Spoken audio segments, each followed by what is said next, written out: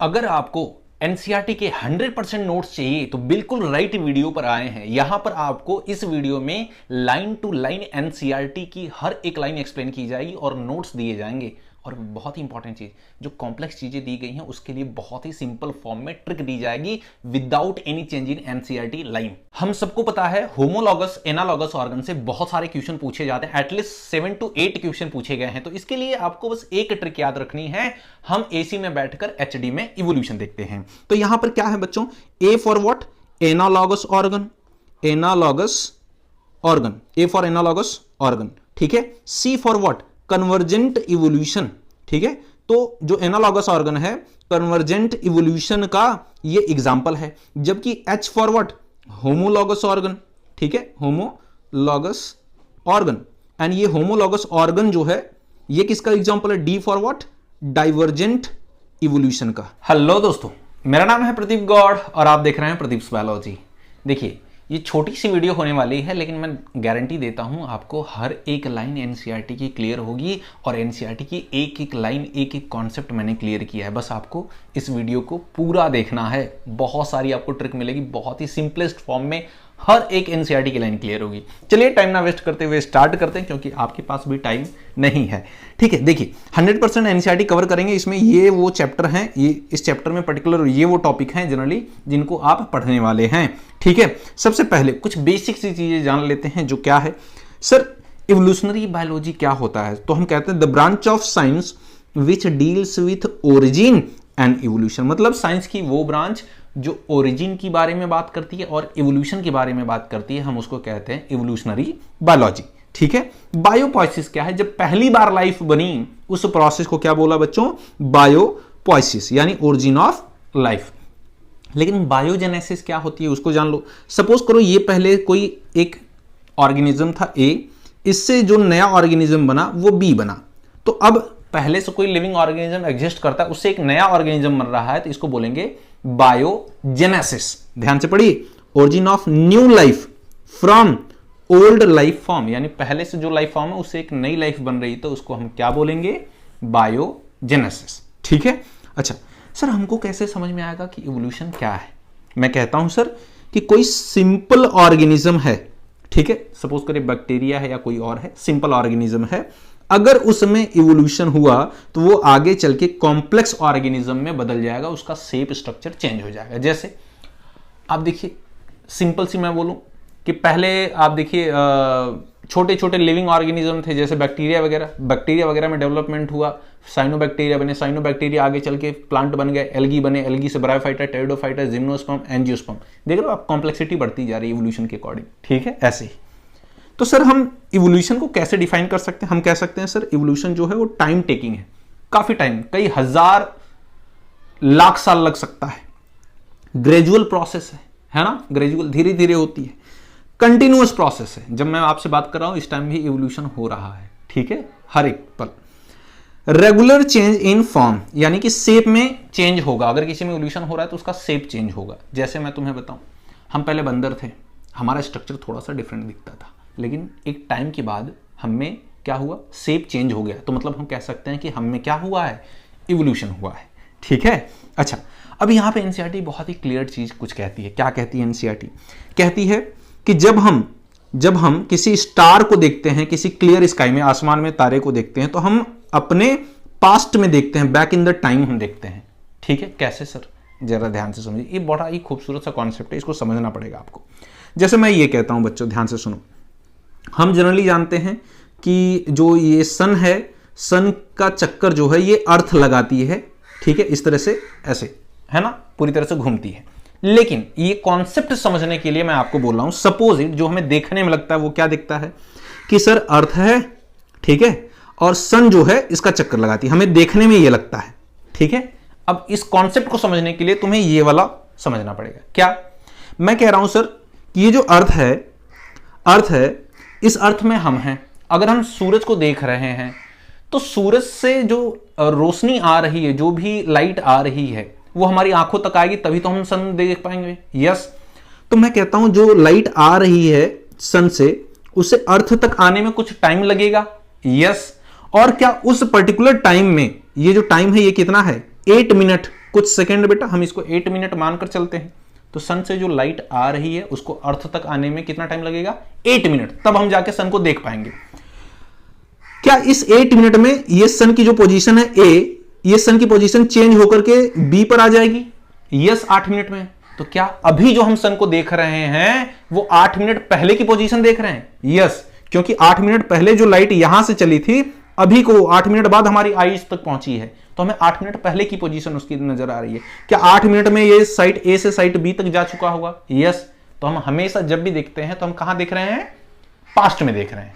Even कभी भी हम प्रेजेंट में नहीं किसी चीज को देख सकते। जैसे आप मुझे देख रहे हैं, तो जिस मोबाइल से आप मुझे देख रहे हैं, तो उस मोबाइल की स्क्रीन से एक लाइट निकल रही है। वो लाइट आपकी आंखों तक पड़ रही है, और आंखों तक पड़ने के बाद फिर उसके बाद आप मुझे देख पा रहे हैं। अब मैं कहता हूं, क्या जो मोबाइल की स्क्रीन है उससे जो लाइट निकल रही है, कुछ फ्रैक्शन ऑफ द सेकेंड लगेगा उसे आपकी आईज तक जाने में? यस। तो क्या आप तुरंत देख रहे हैं? नहीं, कुछ टाइम पहले की पोजीशन देख रहे हैं आप। समझ पा रहे हैं? जी हाँ, इसी बात को एनसीईआरटी कहती है। और क्या कहते हैं? स्टीलर डिस्टेंस क्या होता है? जो डिस्टेंस है स्टार का, उसको मेजर किया जाता है लाइट ईयर में। ठीक है, उसी को स्टीलर डिस्टेंस कहते हैं। ठीक है, हमारे यहां से सूरज, चांद, तारे, जो जितनी डिस्टेंस है उसकी, उसको बोलते हैं स्टीलर डिस्टेंस, जिसको हम किस में मेजर करते हैं? लाइट ईयर में। ठीक है, सेम चीज जो मैंने आपको बताया। देखो क्या बोल रहा है, the object that we seen today actually emit light millions of year back. जो आज तारे हम देख रहे हैं वो मिलियंस ऑफ ईयर पहले लाइट इमिट करके निकल गए। अब वो लाइट को वहां से हमारे अर्थ तक आने में टाइम लगा।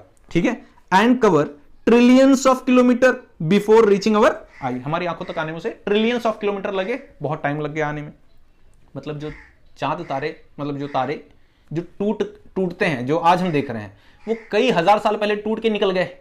बस वो लाइट वहां से हमारी आंखों तक आने में टाइम लग गया, इसलिए आज हमें वो दिख रहे हैं। ठीक है, अच्छा, एक और चीज कहती है एनसीईआरटी, क्या? Origin of life is considered a unique event in the history of universe. मतलब इस अर्थ पे लाइफ की ओरिजिन जो है वो एक यूनिक इवेंट है, एक स्पेशल इवेंट है। ठीक है, अच्छा, आगे क्या कहती है? The universe is very vast, बहुत ही बड़ा है, एंड वेरी ओल्ड। कितना ओल्ड है बच्चों? 20 बिलियन ईयर्स एगो, है ना? 20 बिलियन ईयर्स पुराना है।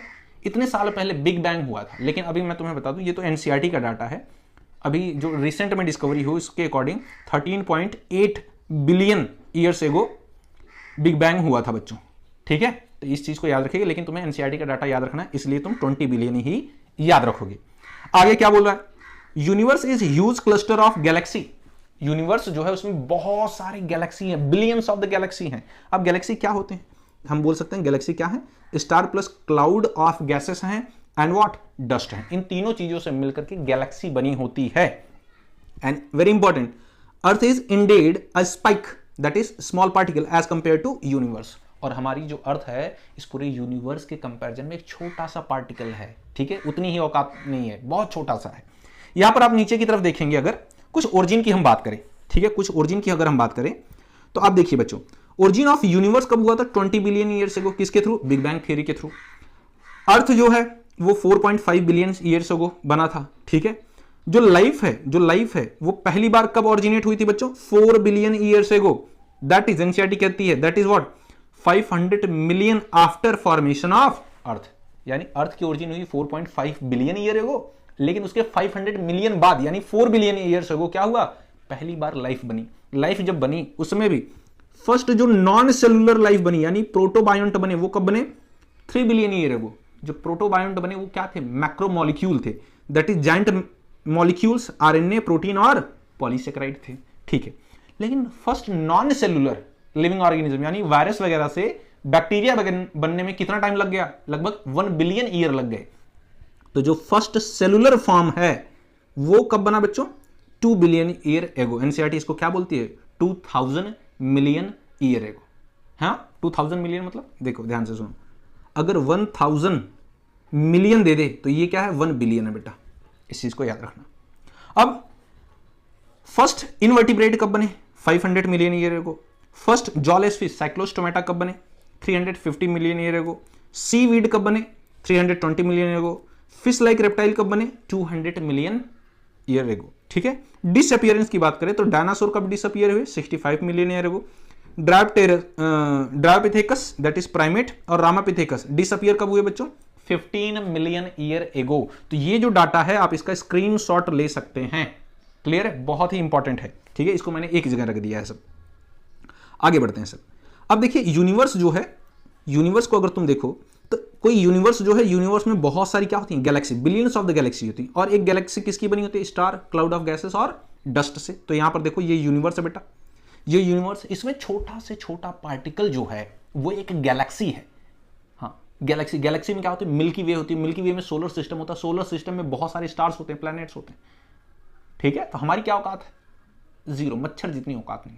ठीक है। हाँ देखो, अब ये गैलेक्सी, ये यूनिवर्स है। यूनिवर्स में ये हमारी मिल्की वे गैलेक्सी है। इस मिल्की वे गैलेक्सी में ये एक हमारा सोलर सिस्टम है। इस सोलर सिस्टम में 9 प्लैनेट है। 9 प्लैनेट में से क्या है? एक अर्थ है। ठीक है। अच्छा, अब इसको यूनिवर्स के फॉर्मेशन को बिग बैंग थियरी के थ्रू एक्सप्लेन किया जाता है। बिग बैंग थियरी क्या कहती है? जरा ध्यान से सुनो। बिग बैंग थियरी ये कहती है बच्चों कि भाई पहले गैसियस क्लाउड थे, ठीक है, जिसमें कॉस्मिक डस्ट थी, गैसेस वगैरह थी। अब ये बीच में इकट्ठा होने लगी, है ना, कॉन्ट्रैक्ट होने लगी, और साथ ही साथ इनमें सेंट्रीपेटल यानी सेंटर की तरफ इकट्ठा होने, सेंट्रीपेटल फोर्स लगा। जब ये बीच की तरफ आई घूमते घूमते, तो इनका टेम्परेचर बढ़ गया और इनमें ब्लास्ट हो गया, और इतनी एनर्जी निकली जिसको आप किसी भी फिजिकल टर्म में, किसी भी क्वांटिटी में आप मेजर नहीं कर सकते। बहुत ही एनर्जी निकली। फिर क्या हुआ? जब ब्लास्ट हुआ तो ये चीजें फैल गई। जो ब्लास्ट हुआ उसको हमने क्या बोला? Big bang. बैंग मतलब होता है ब्लास्ट, बिग मतलब बड़ा सा। ठीक है, तो इसको बोला सिंगल ह्यूज एक्सप्लोजन। जब ये चीजें अलग अलग हुई, बहुत सारी चीजें बनी, तो ठंडा हुआ। ठंडा होने के बाद ये कंडेंस हो गया, सॉलिड फॉर्म में आ गया, और उसी से क्या बनी? बहुत सारी गैलेक्सीज बनी। ठीक है, उसमें हमारी भी गैलेक्सी बनी, मिल्की वे। एनसीईआरटी इसको क्या कहती है, कैसे कहती है? ध्यान से सुनो।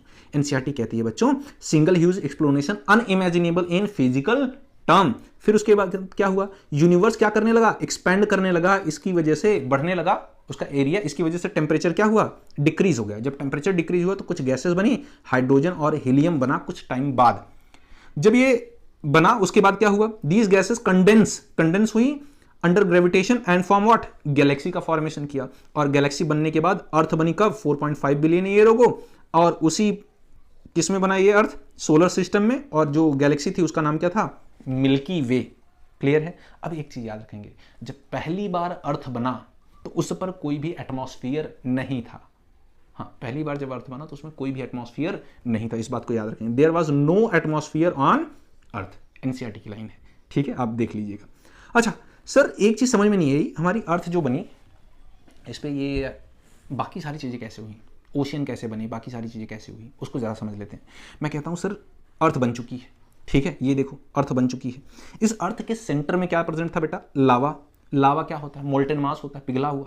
अब हाई टेम्परेचर था। ये जब बाहर की तरफ निकला पहाड़ों से, तो इसने क्या किया? इस अर्थ की सरफेस का फॉर्मेशन किया, पूरी तरह से इसको कवर कर लिया। जब कवर कर लिया तो इससे क्या निकला? Molten mass cover the earth surface and release. क्या चीजें रिलीज किया? 4 ऐसी चीजें थी जिसको रिलीज किया। पहला रिलीज किया क्या? Water vapour. दूसरा क्या? मीथेन। तीसरा क्या? Carbon dioxide. चौथा क्या था? अमोनिया। ये चीजें निकली। अब एक चीज पता है, जब अर्थ बनी थी तो सन भी बन चुका था। सन से निकली क्या? UV radiation. यूवी रेडिएशन जब वाटर पर पड़ी, वाटर वेपर पे, तो इसने वाटर वेपर का ब्रेकडाउन कर दिया। जब ब्रेकडाउन करेंगे तो ये हाइड्रोजन अलग हो जाएगी, ये ऑक्सीजन अलग हो जाएगा। तो देखिए, ये वाटर वेपर ब्रेक हुई तो ऑक्सीजन अलग हो गया, हाइड्रोजन अलग हो गई। तो हाइड्रोजन जो है लाइटर वेट होता है, हल्का होता है, तो ये कहां चला गया? स्किप कर गया। कहां पे? एटमॉस्फेयर में चला गया। अब कहीं पर भी हाइड्रोजन ऐड होता है तो केमिस्ट्री की लैंग्वेज में हम उसे बोलते हैं रिडक्शन प्रोसेस। तो एटमॉस्फेयर में हाइड्रोजन ऐड हो रहा है, इसीलिए एटमॉस्फेयर को हमने क्या बोल दिया? सर, रिड्यूसिंग टाइप का एटमॉस्फेयर हो गया। बिल्कुल सही। अब ये जो ऑक्सीजन थी बच्चों, इसने जो पहले से एग्जिस्ट करती थी गैसेस, जैसे मेथेन हो गया, अमोनिया हो गया, इसके साथ कंबाइंड करके बाकी सारी चीजें बना ली। वाटर बना लिया, CO2 बना लिया, ये सारी चीजें और बना ली इसने। ठीक है, और बची हुई जो ऑक्सीजन थी उसने एक साथ मिलकर के ओजोन लेयर का फॉर्मेशन कर दिया। अब यहां पर देखिए आप ध्यान से, ये अर्थ है, इसके अराउंड ओजोन लेयर बन गई। तो सर, ओजोन लेयर का एडवांटेज क्या है? ओजोन लेयर बनने से होगा क्या? ध्यान से सुनिए, ये है ओजोन लेयर। अब यूनिवर्स फैल रहा है तो टेम्परेचर कम हो रहा है, लेकिन ये ओजोन लेयर के बनने से क्या हुआ बच्चों? पहली चीज, यूवी रेडिएशन जो सन से आ रही थी वो रिफ्लेक्ट होकर बाहर चली जाएगी, तो हमें प्रोटेक्शन होगा। दूसरी बात, अर्थ की जो हीट निकलेगी वो ट्रैप हो जाएगी इसी में, तो अर्थ का टेम्परेचर जो होगा मेंटेन रहेगा, वो यूनिवर्स में नहीं जाएगा, कम नहीं होगा। ठीक है, और अगर इन्वायरमेंट स्टेबल रहा तो आगे नए ऑर्गेनिज्म बन सकते हैं। कोई भी रिएक्शन होने के लिए एक स्टेबिलिटी चाहिए ना, कोई भी ऑर्गेनिज्म बनने के लिए एक स्टेबिलिटी चाहिए, ठीक है। तो ये चीजें होंगी। तो देखो ओजोन लेयर बनी तो क्या हुआ, फिर यहां से जो वाटर वेपर बाहर की तरफ निकलते थे वो ठंडे हुए और वो उनकी बारिश हुई।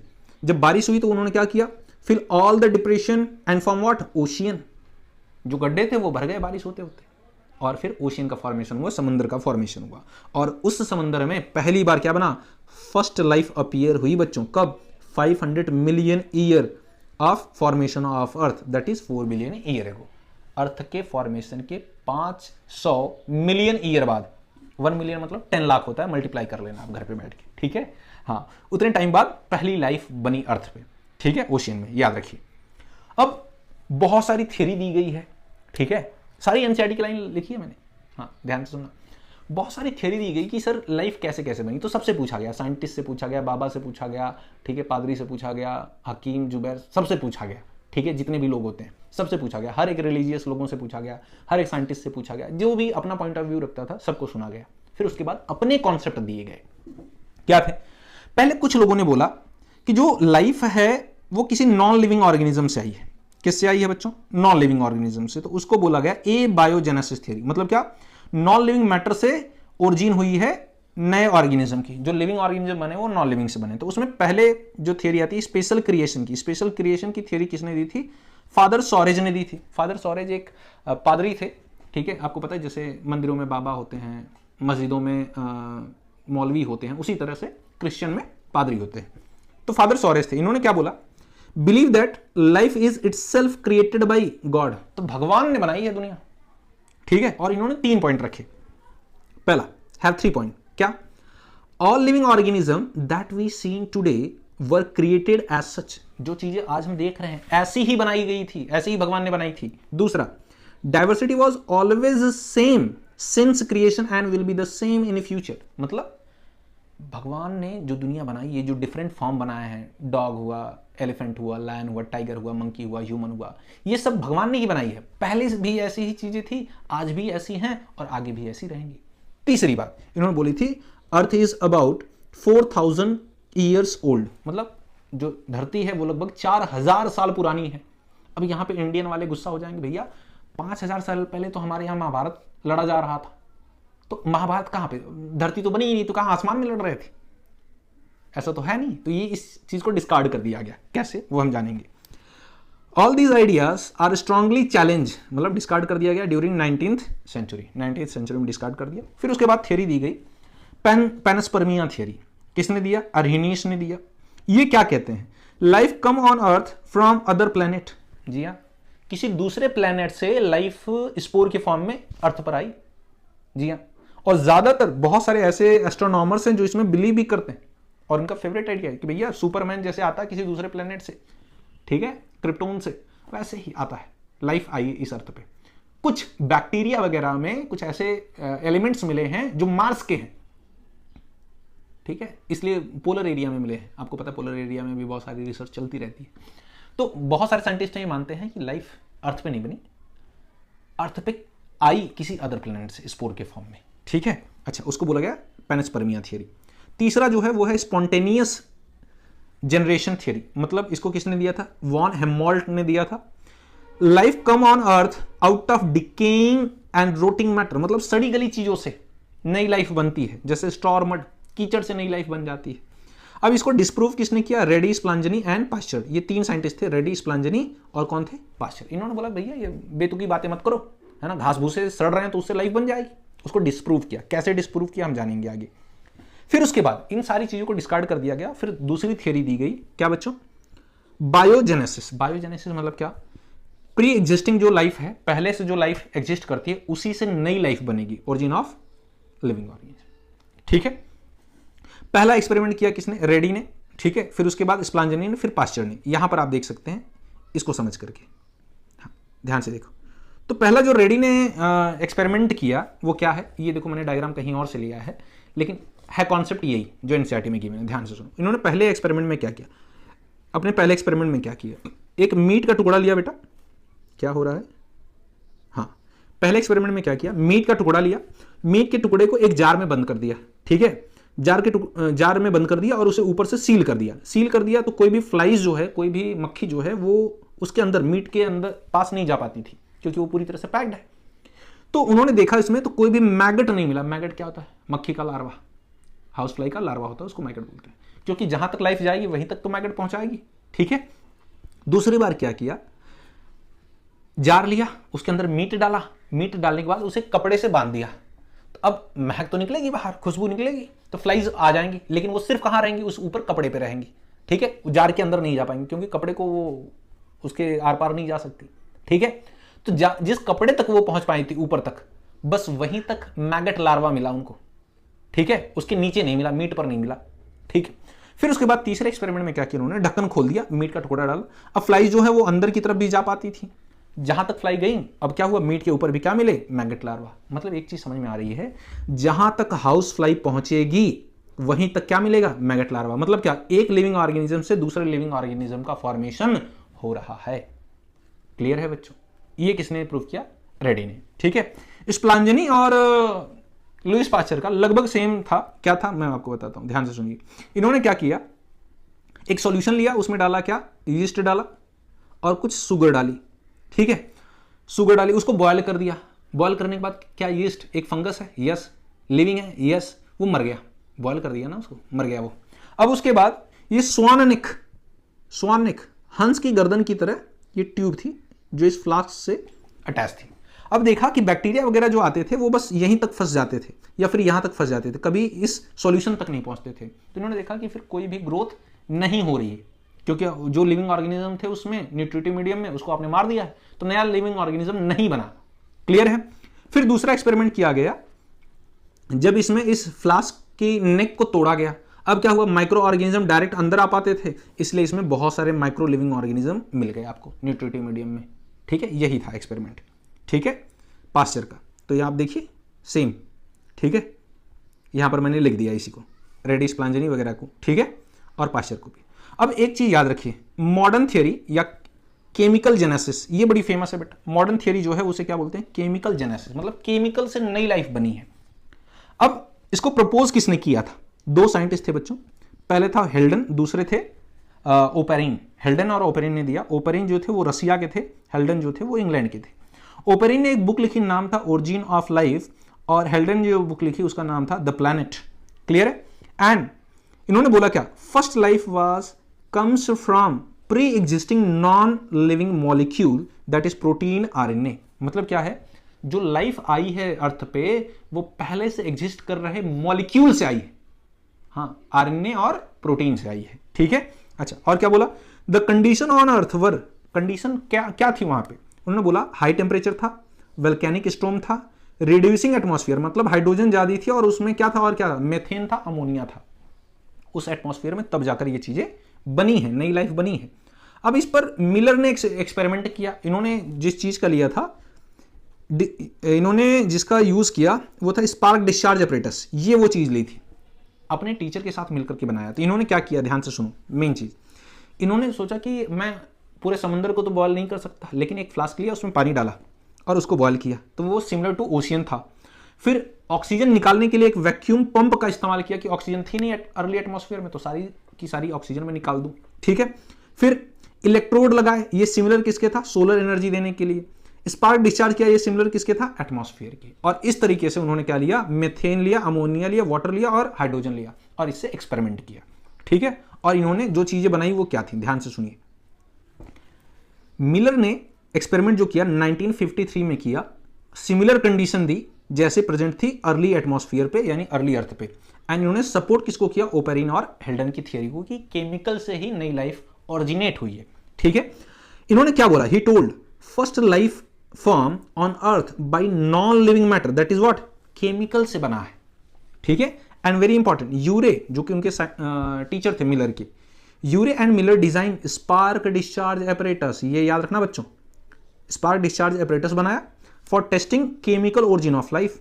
अच्छा, सोर्सेज जो थे, sources for energy on earth क्या था बच्चों, lightning and UV radiation, and create electric discharge in a close flask containing. उसमें क्या क्या लिया, याद रखना, हाइड्रोजन लिया, अमोनिया लिया, मेथेन लिया, और क्या, वाटर वेपर। कितने डिग्री सेंटीग्रेड टेम्परेचर पर, 800 डिग्री सेंटीग्रेड टेम्परेचर पर। और जैसे ही एक्सपेरिमेंट किया दुनिया में क्या हुआ, आग लग गई। पहले समझो, केमिकल का रेशियो पूछा जाएगा तो आप इसका बोलेंगे ट्रिक, हम क्या बोलेंगे बच्चों, हम। H for what, hydrogen, A for what, ammonia, M for what, methane. ये लिया। अब हम है तो क्या पिएंगे, वाटर, तो वाटर वेपर भी लिया था। ठीक है, हम वाटर। क्लियर है बच्चों। अच्छा, जैसे जब आप जेनेटिक्स पढ़ते हो ना, इनहेरिटेंस एंड वेरिएशन, ठीक है, प्रिंसिपल ऑफ इनहेरिटेंस है, तो वहां पे आपको मोनोहाइब्रिड क्रॉस का जीनोटाइपिक रेशियो आपको पता है, आता है 1:2:1। इसको उल्टा कर दो, यहाँ पे हम के लिए उल्टा कर दो, क्या लिख दो, 2:1:2। इस रेशियो में लिया था। किसको, हाइड्रोजन को, अमोनिया को और मीथेन को। साथ में और क्या लिया था, वाटर वेपर। अब जैसे ही एक्सपेरिमेंट किया दुनिया में आग लग गई। आग लग गई का मतलब क्या, आग, ध्यान से सुनो। A for what, aspartic acid मिला इनको, एलानीन मिला और क्या मिला, ग्लाइसिन मिला। ठीक है बच्चों, तो आग लग गई। ये वो अमाइनो एसिड है जो बना लिए इन्होंने लेबोरेटरी में। क्या नहीं मिला, नेवर प्रिपेयर्ड, क्या नहीं मिला बेटा, ग्लूटामिक एसिड नहीं बना पाए। इस चीज को याद रखना। इन्होंने बोला ये सारी चीजें बन जाती हैं तो आगे लिविंग ऑर्गेनिज्म बनेगा। लेकिन कुछ और एक्सपेरिमेंट हुए जिनमें क्या बना, शुगर लोगों को मिला, अमाइनो एसिड मिला, ग्लिसरॉल और फैटी एसिड मिला, नाइट्रोजनस बेस मिले और पिगमेंट मिले। तो क्या मैं बोलूं ग्लूकोज एक शुगर है, यस शुगर बन गया, तो क्या कार्बोहाइड्रेट बन जाएगा, स्टार्च, पॉलीसेकेराइड है ना, बन जाएंगे, यस। अमाइनो एसिड बन गया तो सर प्रोटीन बन जाएगा, यस। ग्लिसरॉल और फैटी एसिड मिल गए तो क्या फैट बन जाएगा, ट्राइग्लिसराइड, यस। नाइट्रोजनस बेस मिल गए, शुगर पहले से बना हुआ है तो क्या मैं बोलूं डीएनए और आरएनए बन जाएंगे, यस सर। ठीक है, तो इस तरह से नई लाइफ का फॉर्मेशन हुआ। और क्या बोला गया, केमिकल इवोल्यूशन वाज मोर और लेस एक्सेप्टेड। और किसी तरह से इसको क्या कर लिया गया, एक्सेप्ट कर लिया गया कि भैया बिल्कुल सही आप बोल रहे हो कि केमिकल से ही लाइफ बनी है। ठीक है, आगे ध्यान से सुनो। ये एक्सपेरिमेंट किया है, हमको पता है, ठीक है। अब कुछ टर्म्स देती है एनसीईआरटी, बड़े ही खूबसूरत, एक्सप्लेन करते हैं उसको, ध्यान से सुनो। मैं पूछता हूं कि टर्म जैसे हॉट डाइल्यूटेड सूप या फिर प्रिमिटिव ब्रोथ, ये टर्म नाम किसने दिया, तो आप बोलेंगे गिवन बाय हेल्डन। किसने दिया था बच्चों, हेल्डन ने दिया था। ये क्या होता, प्रिमिटिव सी वाटर, जो पहले सी वाटर था जो कि बॉयल होता था, जिस पे टेम्परेचर ज्यादा था, उसी को बोला हेल्डन ने क्या, प्रिमिटिव हॉट सूप या फिर हॉट डाइल्यूट सॉल्यूशन। ठीक है, माइक्रोस्फीयर टर्म किसने दिया था, माइक्रोस्फीयर एक सिडनी की लोमड़ी थी जिसका नाम था साइंटिस्ट का क्या, सिडन फॉक्स। ठीक है, इन्होंने क्या बोला, colloidal aggregation of protein with lipid coat. मतलब क्या, उन्होंने बोला कि प्रोटीन है ना, इसके अराउंड कुछ लिपिड की कवरिंग है बेटा। एक ऑर्गेनिज्म था, ठीक है, स्टार्ट में जो ऑर्गेनिज्म बने, एक प्रोटीन के एग्रीगेशन था, उसके अराउंड क्या बन गया, लिपिड की कोट बन गई। तो उसको इन्होंने क्या बोला, सिडन फॉक्स ने क्या बोला, सर ये माइक्रोस्फीयर है। ठीक है, कुछ ऐसे थे बच्चों सिर्फ प्रोटीन थे और इसके अराउंड कोई भी लिपिड की कवरिंग नहीं थी, उसको ओपेरिन ने कोसरवेट्स बोला। ध्यान दीजिए, कोसरवेट्स टर्म किसने दिया, गिवन बाय ओपेरिन। ये क्या थे, colloidal aggregation of protein without lipid coat, इनमें लिपिड कोट नहीं थी। क्लियर है बच्चों। तो ट्रिक क्या है, ट्रिक क्या है, cosmo, C for coacervates, O for Oparin. तो कोसरवेट्स टर्म किसने दिया, ओपेरिन ने। S for what, Sidney Fox, M for what, microsphere. तो सिडन फॉक्स ने क्या दिया था, माइक्रोस्फीयर टर्म। आगे देखिए, अगर हम लाइफ के बारे में समझें, कुछ लाइफ के बारे में कुछ समझें, तो माइक्रोस्फीयर जो है एंड कोसरवेट जो है, उनको हम कंसीडर करते हैं बच्चों प्रोटोबायोंट, मतलब फर्स्ट लाइफ फॉर्म कंसीडर करते हैं। And very important, first living organism were prokaryote. पहले जो बने वो प्रोकैरियोट बने, और वो कैसे थे, कीमो हेट्रोट्रॉफ थे, केमिकल खाते थे, और वो कैसे थे, एनाएरोबिक थे। वेरी वेरी इंपॉर्टेंट, ये क्वेश्चन बहुत पूछा गया है। ठीक है, तो जब भी आपसे पूछ ले कि फर्स्ट लिविंग ऑर्गेनिज्म क्या थे, तो बोलेंगे प्रोकैरियोट। दूसरा, ये कीमो हेट्रोट्रॉफ थे, खुद से फोटोसिंथेसिस नहीं करते थे, ये सारी चीज नहीं, बस केमिकल खाते थे। दूसरा, एरोबिक थे या एनारोबिक, सर ऑक्सीजन था ही नहीं, तो कैसे थे, एनाएरोबिक। ठीक, फर्स्ट फॉर्म, अगर इनऑर्गेनिक कंपाउंड की बात करें, फर्स्ट इनऑर्गेनिक कंपाउंड जो बना था वो क्या था बच्चों, अमोनिया।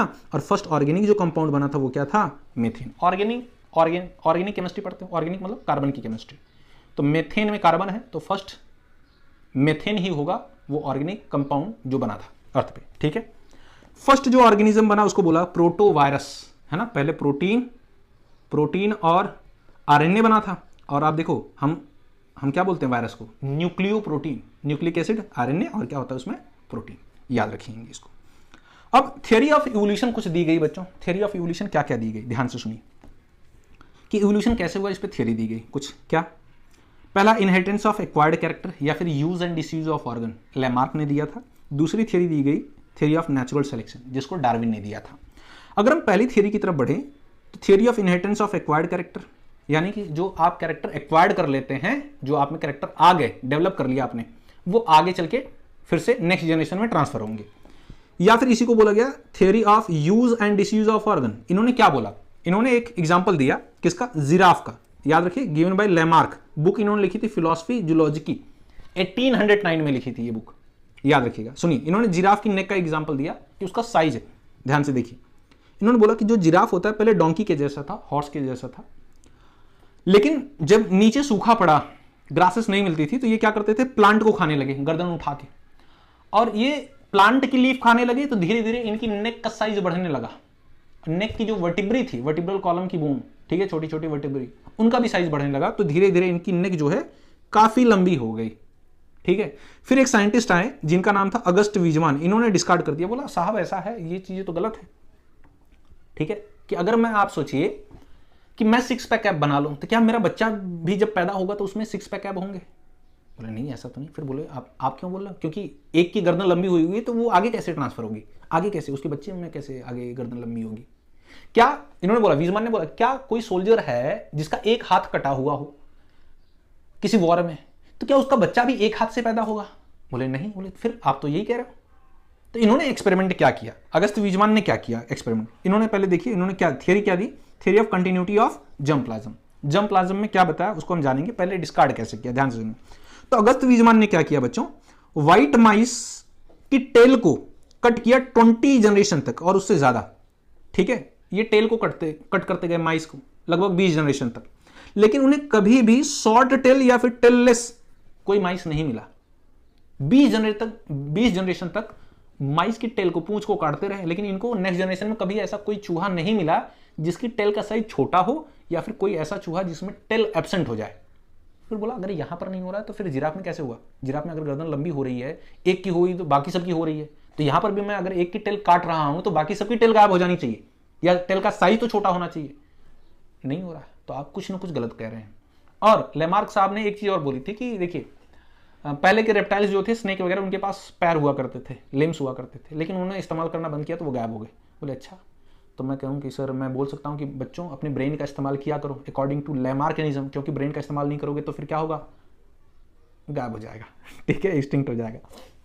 फिलहाल अब वीजमान साहब ने इसको डिस्कार्ड क्या किया, इस तरह से किया, और कुछ अपनी थ्योरी दी। क्या बोला कि हमारे बॉडी में 2 तरह की सेल होती है, एक सोमैटिक सेल होती है, एक जर्म सेल होती है। सोमैटिक सेल वो सेल होती है जो हमारी बॉडी के स्ट्रक्चर का फॉर्मेशन करती है, जैसे मेरा हाथ, पैर, आंख, नाक, कान, ये सब क्या है, सोमैटिक सेल है। जर्म सेल क्या होती है, जो गैमेट का फॉर्मेशन करती है, जैसे स्पर्म जो है वो जर्मिनल सेल से बनता है, फीमेल के केस में ओवा जो है वो जर्मिनल सेल से बनता है। तो उन्होंने बोला कि सोमैटिक सेल में कोई चेंज हो जाए, है ना, इन्होंने क्या बोला, सोमैटिक सेल में कोई चेंज हो जाए या सोमैटोप्लाज्म में, तो ये आगे इनहेरिट नहीं होगा, नेक्स्ट जनरेशन में नहीं जाएगा। लेकिन जर्म प्लाज्म में चेंज हो गया, स्पर्म और ओवा में जो डीएनए उसमें चेंज हो गया, तो फिर ये नेक्स्ट जनरेशन में इनहेरिट करेगा, नेक्स्ट जनरेशन में जाएगा। क्लियर है? अब थ्योरी ऑफ नेचुरल सिलेक्शन की अगर हम बात करें तो थ्योरी ऑफ नेचुरल सिलेक्शन किसने दिया था बच्चों? डार्विन ने दिया था। ये किससे इन्फ्लुएंस थे? थॉमस माल्थस एक साइंटिस्ट थे, उनसे इन्फ्लुएंस थे कि भैया बनना तो इनकी तरह है। इन्होंने क्या किया, कुछ थ्योरी दी। थ्योरी क्या दिया बेटा? Natural selection and theory of pangenesis. किसने दिया? डार्विन ने दिया। अच्छा, ये इनकी थ्योरी किन चीजों पर बेस्ड थी? टोटल 4 ऐसी चीजें थी, जैसे over production and struggle for existence, variation that is change and their inheritance. कुछ चेंज होंगे जो आगे इनहेरिट होंगे। इन्होंने बोला survival of fittest and limited natural resources, मतलब जो नेचर में फिट होगा वही आगे बढ़ेगा। And natural selection and species formation, nature select करेगा और नई नई स्पीसीज बनती रहेगी। अकॉर्डिंग टू डार्विन, फिटनेस का क्या मतलब था? फिटनेस का मतलब था रिप्रोडक्टिव फिटनेस, मतलब एक ऐसा ऑर्गेनिज्म जो अपने नेचर को ज्यादा एडाप्ट करेगा, ज्यादा फिट रहेगा, तो उसका रिप्रोडक्शन ज्यादा होगा, उसके नंबर ऑफ ऑर्गेनिज्म ज्यादा होंगे। ठीक है, एनसीईआरटी की लाइन है, देखो यहां पे, those who better fit in an environment produce और लीव मोर प्रोजेनी देन अदर। जो ज्यादा एडाप्ट करेगा वो ज्यादा उसके नंबर ऑफ ऑर्गेनिज्म होंगे। ठीक है, अच्छा, बुक 2 लिखी बेटा, कौन सी? Origin of species by mean of natural selection 1859 में लिखी, और डिसेंट ऑफ मैन लिखी। जिस शिप पर ये गए थे डिस्कवरी करने के लिए, उस शिप का नाम था HMS बीगल, और जिस प्लेस पर ये गए थे एक्सपेरिमेंट करने के लिए वो क्या था? गैलापागोस आइसलैंड, जिसको हम कहते हैं लिविंग लैबोरेटरी फॉर इवोल्यूशन। क्यों?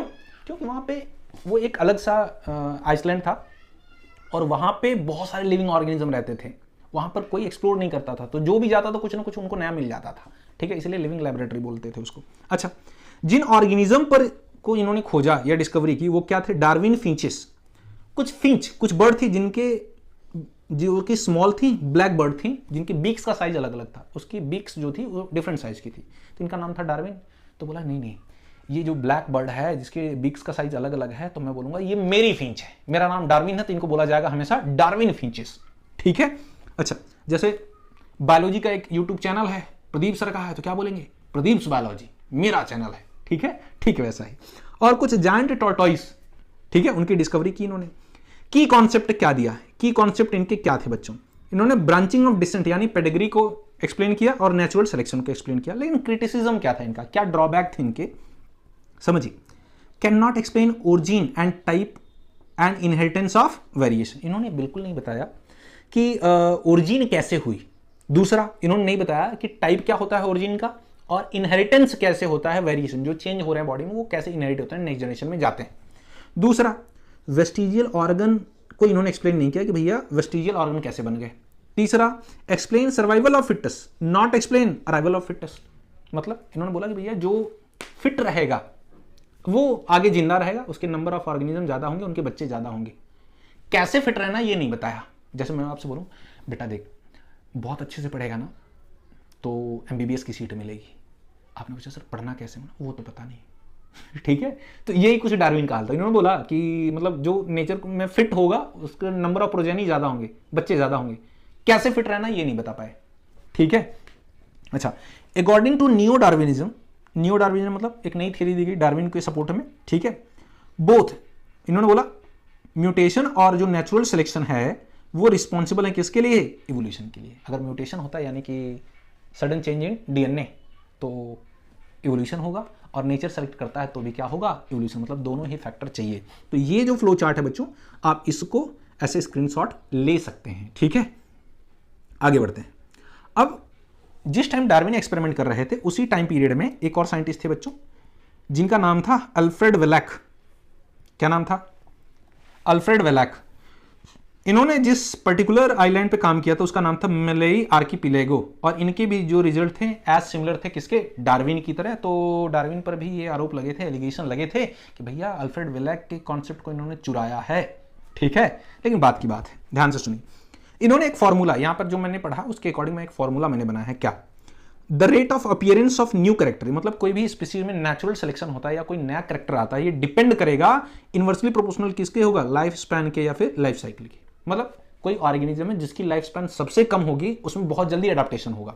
फॉर एग्जांपल जैसे यहां पर देखिए बैक्टीरिया की लाइफ स्पैन बहुत ही कम होती है, इसलिए उसमें एडाप्टेशन बहुत तेजी से होता है। देखिए, we can see natural selection या फिर adaptation very clearly in organism whose life cycle are short. जिसकी लाइफ कम होगी उसमें एडाप्टेशन बहुत तेजी से होगा। जैसे बैक्टीरिया बहुत तेजी से एडाप्ट करते हैं। जैसे यहां पर देखिए आप एग्जांपल ऑफ नेचुरल सिलेक्शन का फ्लो चार्ट मैंने दिया। इंडस्ट्रियल मेलेनिज्म है, डार्विन फिंचेस है, development of resistant in herbs में देखो, हर्ब्स की लाइफ थोड़ा छोटी होती है तो उसमें किसके अगेंस्ट हो जाता है बेटा? हर्बिसाइड के अगेंस्ट एडाप्टेशन हो जाता है। पेस्ट में किसके साइड? पेस्टिसाइड के। मॉस्किटो में किसके? डीडीटी के साइड, है ना। बैक्टीरिया के में किसके अगेंस्ट? एंटीबायोटिक के अगेंस्ट नेचुरल सिलेक्शन हो जाता है। और ये सब किसके एग्जाम्पल है बेटा? Directional natural selection. मतलब क्या? ध्यान से सुनो। पहले आपको याद है फास्ट कार्ड आते थे, फास्ट कार्ड आप जैसे ही जलाते थे मॉस्किटो मर जाते थे। लेकिन अब फास्ट कार्ड जलाने पे क्या होता है? मॉस्किटो गिरते हैं बेहोश होकर के, फिर उठ के भाग जाते हैं। अब मोटीन वाले या जो दूसरी कंपनियां हैं आप देखेंगे, ठीक है, वो 2x 10x लड़े, 10 गुना ज्यादा ताकतवर, ठीक है, 10 गुना ज्यादा पावर के साथ लड़े। भाई पावर इसलिए तुम बढ़ा रहे हो क्योंकि पहले वाला काम ही नहीं कर रहा है, तो मॉस्किटो में रेजिस्टेंस ही आ गई है। उसी मोटीन के ऊपर बैठ के बोल रहा है जो उखाड़ना उखाड़ ले, मैं नहीं मरूंगा। तो तुम्हें तो पावर बढ़ानी ही पड़ेगी उसको मारने के लिए, ठीक है। तो ये सब चीजें हैं। ये कैसा डायरेक्शनल कैसे होते हैं, किस टाइप के होते हैं, ये हम आगे पढ़ेंगे। सिकल सेल एनीमिया जनरली बच्चों carrier, sickle cell anaemia carrier, है ना। जो सिकल सेल एनीमिया कैरियर है वो किसका एग्जांपल है? स्टेबलाइजिंग नेचुरल सिलेक्शन का। याद रखिएगा इसको। तो ये फ्लो चार्ट का आप एक बार स्क्रीनशॉट ले सकते हैं, ठीक है। आगे बढ़ते हैं। अब इसमें एग्जांपल है इंडस्ट्रियल मेलेनिज्म। इंडस्ट्रियल मेलेनिज्म क्या है? नेचुरल सिलेक्शन का है, डायरेक्शनल। ध्यान से सुनो। 2 स्पीसीज थी मॉथ की, इंसेक्ट की। एक थी बच्चों कौन सी? पहली थी व्हाइट विंग मॉथ। ऐसी इंसेक्ट थी जिसका विंग कैसा था, किस कलर का, व्हाइट कलर का था। और जो दूसरी थी ब्लैक विंग मॉथ, यानी एक इंसेक्ट जिसका विंग का कलर कैसा था, ब्लैक था। ठीक है, जो व्हाइट विंग मॉथ थी उसका साइंटिफिक था नेम बिस्टन बेटुलेरिया, जो ब्लैक विंग मॉथ थी उसका नाम था बिस्टन कार्बनेरिया। कैसे याद रखेंगे, तो ब्लैक विंग में आप देखिए कार्बन आ रहा है बच्चा, कार्बोनेरिया, कार्बन आ रहा है। कार्बन कैसा होता है सर, ब्लैक होता है। तो ब्लैक विंग का नाम क्या होगा, बिस्टन कार्बोनेरिया। तो जो बच गया वो क्या है, व्हाइट विंग बिस्टन बेटुलेरिया। हो गया याद। अब ध्यान से सुनो, इन्होंने क्या बोला, इन्होंने क्या बोला कि भैया बिफोर इंडस्ट्रियलाइजेशन यानी 1850 से पहले ज्यादा नंबर किसका था, व्हाइट विंग मॉथ का, लेस नंबर क्या था, ब्लैक विंग मॉथ का। क्यों, क्योंकि ध्यान से सुनिए, जो प्लांट हुआ करते थे, ठीक है, इंग्लैंड में जो प्लांट हुआ करते थे इस पर लाइकेन ग्रो करते थे। क्या ग्रो करते थे, लाइकेन।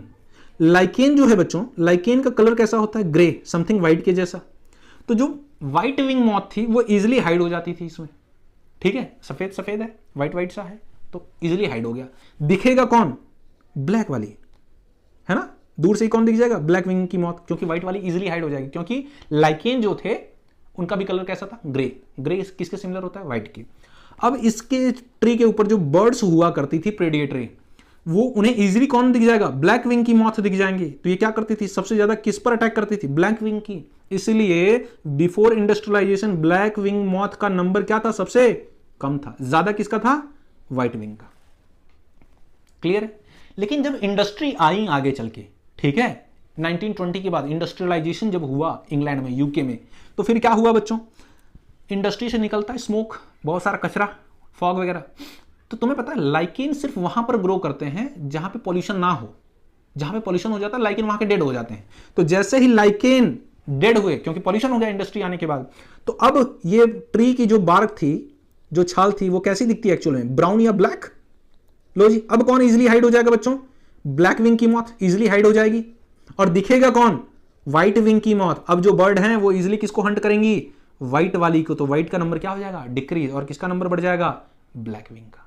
समझ पा रहे हो। तो देखो आफ्टर इंडस्ट्रियलाइजेशन किसका नंबर बढ़ गया बच्चों, ब्लैक विंग का, और लेस नंबर किसका हो गया, व्हाइट विंग का। This is what industrial melanism, मतलब इंडस्ट्री के आने से मेलानिन क्या है, पिगमेंट, कलर के बेसिस पर क्या हो गया, नेचुरल सिलेक्शन। समझ पा रहे हो, इसी को बोला है इंडस्ट्रियल मेलानिज्म। क्लियर है। यही सारी चीजें लिखी गई हैं जो मैंने आपको बताई। नेक्स्ट है sickle cell anaemia. Sickle cell anaemia आप ध्यान से देखिए, मैं कहता हूं बच्चों ध्यान से सुनो। सिकल सेल एनीमिया में कैसे होगा डायरेक्शन, ध्यान से सुनो। HbA ये एक नॉर्मल पर्सन है। अगर एक पर्सन है HbS तो ये एक कैरियर होगा। ठीक है, सिकल सेल एनीमिया क्या, ऑटोसोमल रिसेसिव डिसऑर्डर है, याद रखिएगा। और HbS ठीक है, ये कैसा हो गया, डिजीज पर्सन हो गया। तो मैं क्या बोल रहा हूं, नॉर्मल वाला सर्वाइव करेगा, यस बिल्कुल करेगा। लेकिन मलेरिया जो पैरासाइट है, क्या नॉर्मल पर्सन को मलेरिया होगा, यस। तो मलेरिया की वजह से ये मर सकता है, नॉर्मल पर्सन, ठीक है, मलेरिया की वजह से मर जाएगा। क्या ये HbS sickle cell anaemia disease की वजह से मर जाएगा, यस, ये डाई कर जाएगा। जिसको मलेरिया होगा वो भी डाई कर जाएगा, जिसको सिकल सेल एनीमिया होगा वो भी मर जाएगा। लेकिन तुम देखो ये जो कैरियर पर्सन है HbS वाला, इसमें मलेरिया नहीं हो सकता, प्लाज्मोडियम ग्रो ही नहीं हो पाता। तो क्या ये सर्वाइव करेगा, यस। तो ये क्या हुआ, स्टेबलाइजिंग, ये सर्वाइव करेगा। ठीक है, इसी चीज को एनसीईआरटी कहती है, लिखा गया है क्या, heterozygous that is HbA have selective advantage over normal HbA individual. Clear है, बाकी दोनों मर जाएंगे, ये सर्वाइव करेगा। ध्यान से सुनो, malarial parasite can not complete their life cycle in RBC having sickle cell carrier traits HbA जी हाँ बच्चों। ठीक है, अब डार्विन फिंचेस। डार्विन फिंचेस देखो सर जी, क्या है डार्विन फिंचेस, देखो यहां पर देखो, ये डार्विन फिंचेस देखो, अब अलग अलग बीक्स का साइज है, इनकी बीक्स का साइज अलग अलग है। क्यों, क्योंकि इनका फूड अलग अलग था। ठीक है, फूड अलग अलग था, इसलिए इनके बीक्स का साइज अलग अलग हुआ है। देखो different size of beaks in Darwin finches on the basis of food behavior from seed eating to becomes what insectivorous and vegetarian finches। मतलब क्या, पहले ये सीड ईटिंग करती थी, फिर इंसेक्ट खाने लगी, फिर कुछ वेज खाने लगी, इसकी वजह से इनकी बीक्स का साइज अलग अलग होगा। कुछ बड़े सीड खाती थी तो उनकी बीक्स का साइज बड़ा हो गया, जो छोटे सीड खाती थी उनकी बीक्स का साइज छोटा हो गया। ठीक है, जो इंसेक्ट खाती थी उनका भी बीक्स का साइज थोड़ा सा डिफरेंट हो गया। ठीक है, it is also an example of adaptive radiation. Adaptive radiation का भी एग्जाम्पल है, मतलब एक ही स्पीसीज है, स्पीसीज तो एक ही है लेकिन अलग अलग डायरेक्शन में गई, अलग अलग इन्वायरमेंट में गई, इसलिए अलग अलग टाइप हो गए, इसके वैरायटी चेंज हो गई। ठीक है, नेक्स्ट बेटा type of natural selection. Type of natural selection समझने के लिए यहां पर मैंने लिखा है, इसका आप स्क्रीनशॉट ले लो। ठीक है, इसका स्क्रीनशॉट ले लो, मैं आपको एक्सप्लेन कर देता हूं। ठीक है, एनसीईआरटी की एक एक लाइन है, मैं आपको एक्सप्लेन कर देता हूं, ध्यान से सुनिए बेटा। ये एनसीईआरटी का डायग्राम है। ठीक है, एनसीईआरटी का डायग्राम है, इसी को मैं समझाऊंगा आपको थोड़ा सा डिफरेंट वे में। यहां पर देखो, अब ये सपोज करो बेटा, ये एक ओरिजिनल पॉपुलेशन है, ये एक ओरिजिनल पॉपुलेशन है। ओरिजिनल पॉपुलेशन में 3 कलर के रैट रहते हैं। वो 3 कलर क्या है सर? ध्यान से सुनो, वो 3 कलर क्या है? क्या मैं बोलूं ये जो है बच्चों फेयर है? यस। बीच में कौन है? ब्राउन है सर। यस। इधर क्या है बेटा? डार्क है, डार्क कलर के। ठीक है, अब यहां पे नेचुरल सिलेक्शन होने का क्या मतलब है? ध्यान से सुनो, ये 3 टाइप से नेचुरल सिलेक्शन हो सकता है। डायरेक्शनल हो सकता है, डाइवर्सिफाइंग हो सकता है, या फिर क्या स्टेबलाइजिंग हो सकता है। डायरेक्शनल मतलब क्या? एक डायरेक्शन वाले को सपोर्ट किया जाएगा, एक तरफ के लोगों को सपोर्ट किया जाएगा, किसी एक तरफ को डिलीट कर दिया जाएगा। तो मैं अगर ये बोलूं बेटा कि फेयर जो है वो रिसेसिव है ना, ब्राउन जो है वो इंटरमीडिएट है, और डार्क जो है वो कैसा है? डोमिनेंट कलर है। ध्यान से सुनो, फेयर जो है कैसा है? रिसेसिव है ना। ये ब्राउन वाला कैसा है? इंटरमीडिएट। डार्क कैसा है बेटा? डोमिनेंट। ठीक है, तो क्या मैं बोलूं डायरेक्शनल में क्या होगा? आप देखो, इधर पहले फेयर वाले हुआ करते थे, अब फेयर वाले मर गए, अब सिर्फ कौन बचा है? ब्राउन वाले और कौन? डार्क वाले। तो क्या मैं बोलूं ये जो ग्राफ पहले यहां हुआ करता था, अब चेंज होकर के इसकी डायरेक्शन राइट साइड की तरफ जा रहा है। यस, एक डायरेक्शन में जा रहा है। तो क्या आगे ब्राउन वाले भी डेड कर जाएंगे? यस, सिर्फ कौन बचेगा? डार्क वाले। तो ग्राफ क्या हो रहा है? शिफ्ट हो रहा है। अगर इस तरह से कहीं नेचुरल सिलेक्शन होता है तो उसको क्या बोलते हैं बेटा जी? उसको बोलते हैं डायरेक्शनल। ठीक है, जिसमें रिसेसिव को डिलीट कर दिया गया, एलिमिनेट कर दिया गया नेचर से। ठीक, अच्छा, उसके बाद क्या? डाइवर्सिफाइंग। डाइवर्सिफाइंग मतलब क्या होता है? डाइवर्स मतलब बीच से पेरीफेरी पर जो होंगे उनको सपोर्ट किया जाएगा, जो सेंटर में होगा, इंटरमीडिएट होगा, उसको एलिमिनेट कर दिया जाएगा। मतलब इंटरमीडिएट को एलिमिनेट कर दिया, डोमिनेंट को और रिसेसिव को सपोर्ट कर रहा है नेचर। तो आप देखिए, फेयर वाला सर्वाइव कर रहा है, ये रिसेसिव था, ये डोमिनेंट था, है ना, डार्क वाला। ठीक है, ये डोमिनेंट था, ये रिसेसिव था। रिसेसिव और डोमिनेंट को क्या कर रहा है? नेचर सपोर्ट कर रहा है। इंटरमीडिएट को क्या कर दिया बेटा? एलिमिनेट कर दिया। बोला भैया हम ब्राउन कलर वाले को सपोर्ट नहीं करेंगे। तो इस टाइप का अगर नेचुरल सिलेक्शन हो जाए तो उसको हम क्या बोलेंगे? डाइवर्सिफाइंग। लेकिन बच्चों अब सोचो, यहां पर क्या था? फेयर वाले थे, इधर क्या थे? डार्क वाले थे। अगर नेचर बोले कि नहीं मैं सिर्फ इंटरमीडिएट वालों को सपोर्ट करूंगा, जो ब्राउन कलर के होंगे, यहां पर हाइट हो सकती है या फिर कोई पर्टिकुलर चीज भी हो सकती है, यहां पर मैंने कलर लिया है, तो इसने क्या किया? रिसेसिव वाले को मार दिया, डोमिनेंट वाले को भी मार दिया, है ना, दोनों को मार दिया। सिर्फ किसको सपोर्ट कर रहा है? इंटरमीडिएट को। जब इंटरमीडिएट को सपोर्ट करता है तो इसी को हम क्या बोलते हैं बच्चों? स्टेबलाइजिंग। जैसे आप देखिए, सपोज करिए इंटरमीडिएट क्या था? कैरियर था। सिकल सेल के केस में, सिकल सेल के केस में ये इंटरमीडिएट क्या था? कैरियर था। इधर क्या था? डोमिनेंट क्या था बच्चों बताइए? नॉर्मल वाला। रिसेसिव क्या था? सिकल सेल एनीमिया वाला। सिकल सेल एनीमिया वाला। तो रिसेसिव भी मर गया था और ये नॉर्मल वाला पैरासाइट प्लाज्मोडियम मलेरिया की वजह से मर गया था। सिर्फ नेचर किसको सपोर्ट करता था? कैरियर वाले को सपोर्ट करता था। तो यही सिर्फ अफ्रीका में जिंदा रहा। तो इसको बोला स्टेबलाइजिंग नेचुरल सिलेक्शन। क्लियर है? ठीक है सर, बहुत अच्छे। अब ध्यान से सुनो, हमने स्क्रीनशॉट ले रखा है। ठीक है सर, मॉडर्न या फिर सिंथेटिक थ्योरी क्या है? मॉडर्न सिंथेटिक थ्योरी याद रखिए बच्चों, हक्सले ने दी थी। साइंटिस्ट का नाम क्या है? हक्सले। किस पर बेस्ड था ये? म्यूटेशन पर, नेचुरल सिलेक्शन पर और रिकॉम्बिनेशन पर। तो इन्होंने बोला, हक्सले साहब ने बोला कि भैया जो म्यूटेशन है, नेचुरल सिलेक्शन और रिकॉम्बिनेशन है, ये मेनली रिस्पॉन्सिबल होता है किसके लिए? इवोल्यूशन के लिए। तीनों चीजें डार्विन, नियो डार्विनिज्म के थ्रू क्या बोला गया था? सिर्फ म्यूटेशन और नेचुरल सिलेक्शन। इन्होंने एक चीज और ऐड कर दी इसमें, क्या? इन्होंने बोला कि भैया साथ ही साथ नेचुरल सिलेक्शन, म्यूटेशन के साथ साथ और क्या चाहिए? रिकॉम्बिनेशन। ठीक है, यानी जीन का चेंज हो जाना, मियोसिस। ठीक है, पैचेटिन सबस्टेज। याद रखेंगे आप, नेचुरल सिलेक्शन और रिप्रोडक्टिव आइसोलेशन जो होता है वो प्रोवाइड करता है डायरेक्शन टू इवोल्यूशन। मतलब किसी को अगर तुमने अलग कर दिया, ठीक है, आइसोलेट कर दिया, रिप्रोडक्टिवली आइसोलेट कर दिया, और उसमें नेचुरल सिलेक्शन हो जाए तो उसमें इवोल्यूशन हो जाएगा, एक नई स्पीसीज बन जाएगी। फॉर एग्जांपल, जैसे यहां पे कुछ लोग हैं, ये ए टाइप के लोग हैं और यहां पे बी टाइप के लोग हैं। ठीक है, यहां पे जितने लोग हैं सभी ए टाइप के हैं। अब पहले तो ये होता है कि कुछ लोग शादियां करने यहां जाते हैं, कुछ लोग यहां से यहां आते हैं। लेकिन क्या हो कि ए वाले लोगों से कोई भी शादी ना करे, तो क्या ये रिप्रोडक्टिवली इनको आइसोलेट कर दिया गया? यस। तो इनमें सिर्फ ए टाइप के ही जीन रह जाएंगे, बी टाइप के जीन नहीं होंगे। ठीक है, तो सिंपल सी बात है, रिप्रोडक्टिवली किसी को तुम अलग कर दोगे तो वो चीजें अलग हो जाएंगी। ठीक है, सिर्फ एक ही टाइप का उसमें जीन दिखेगा।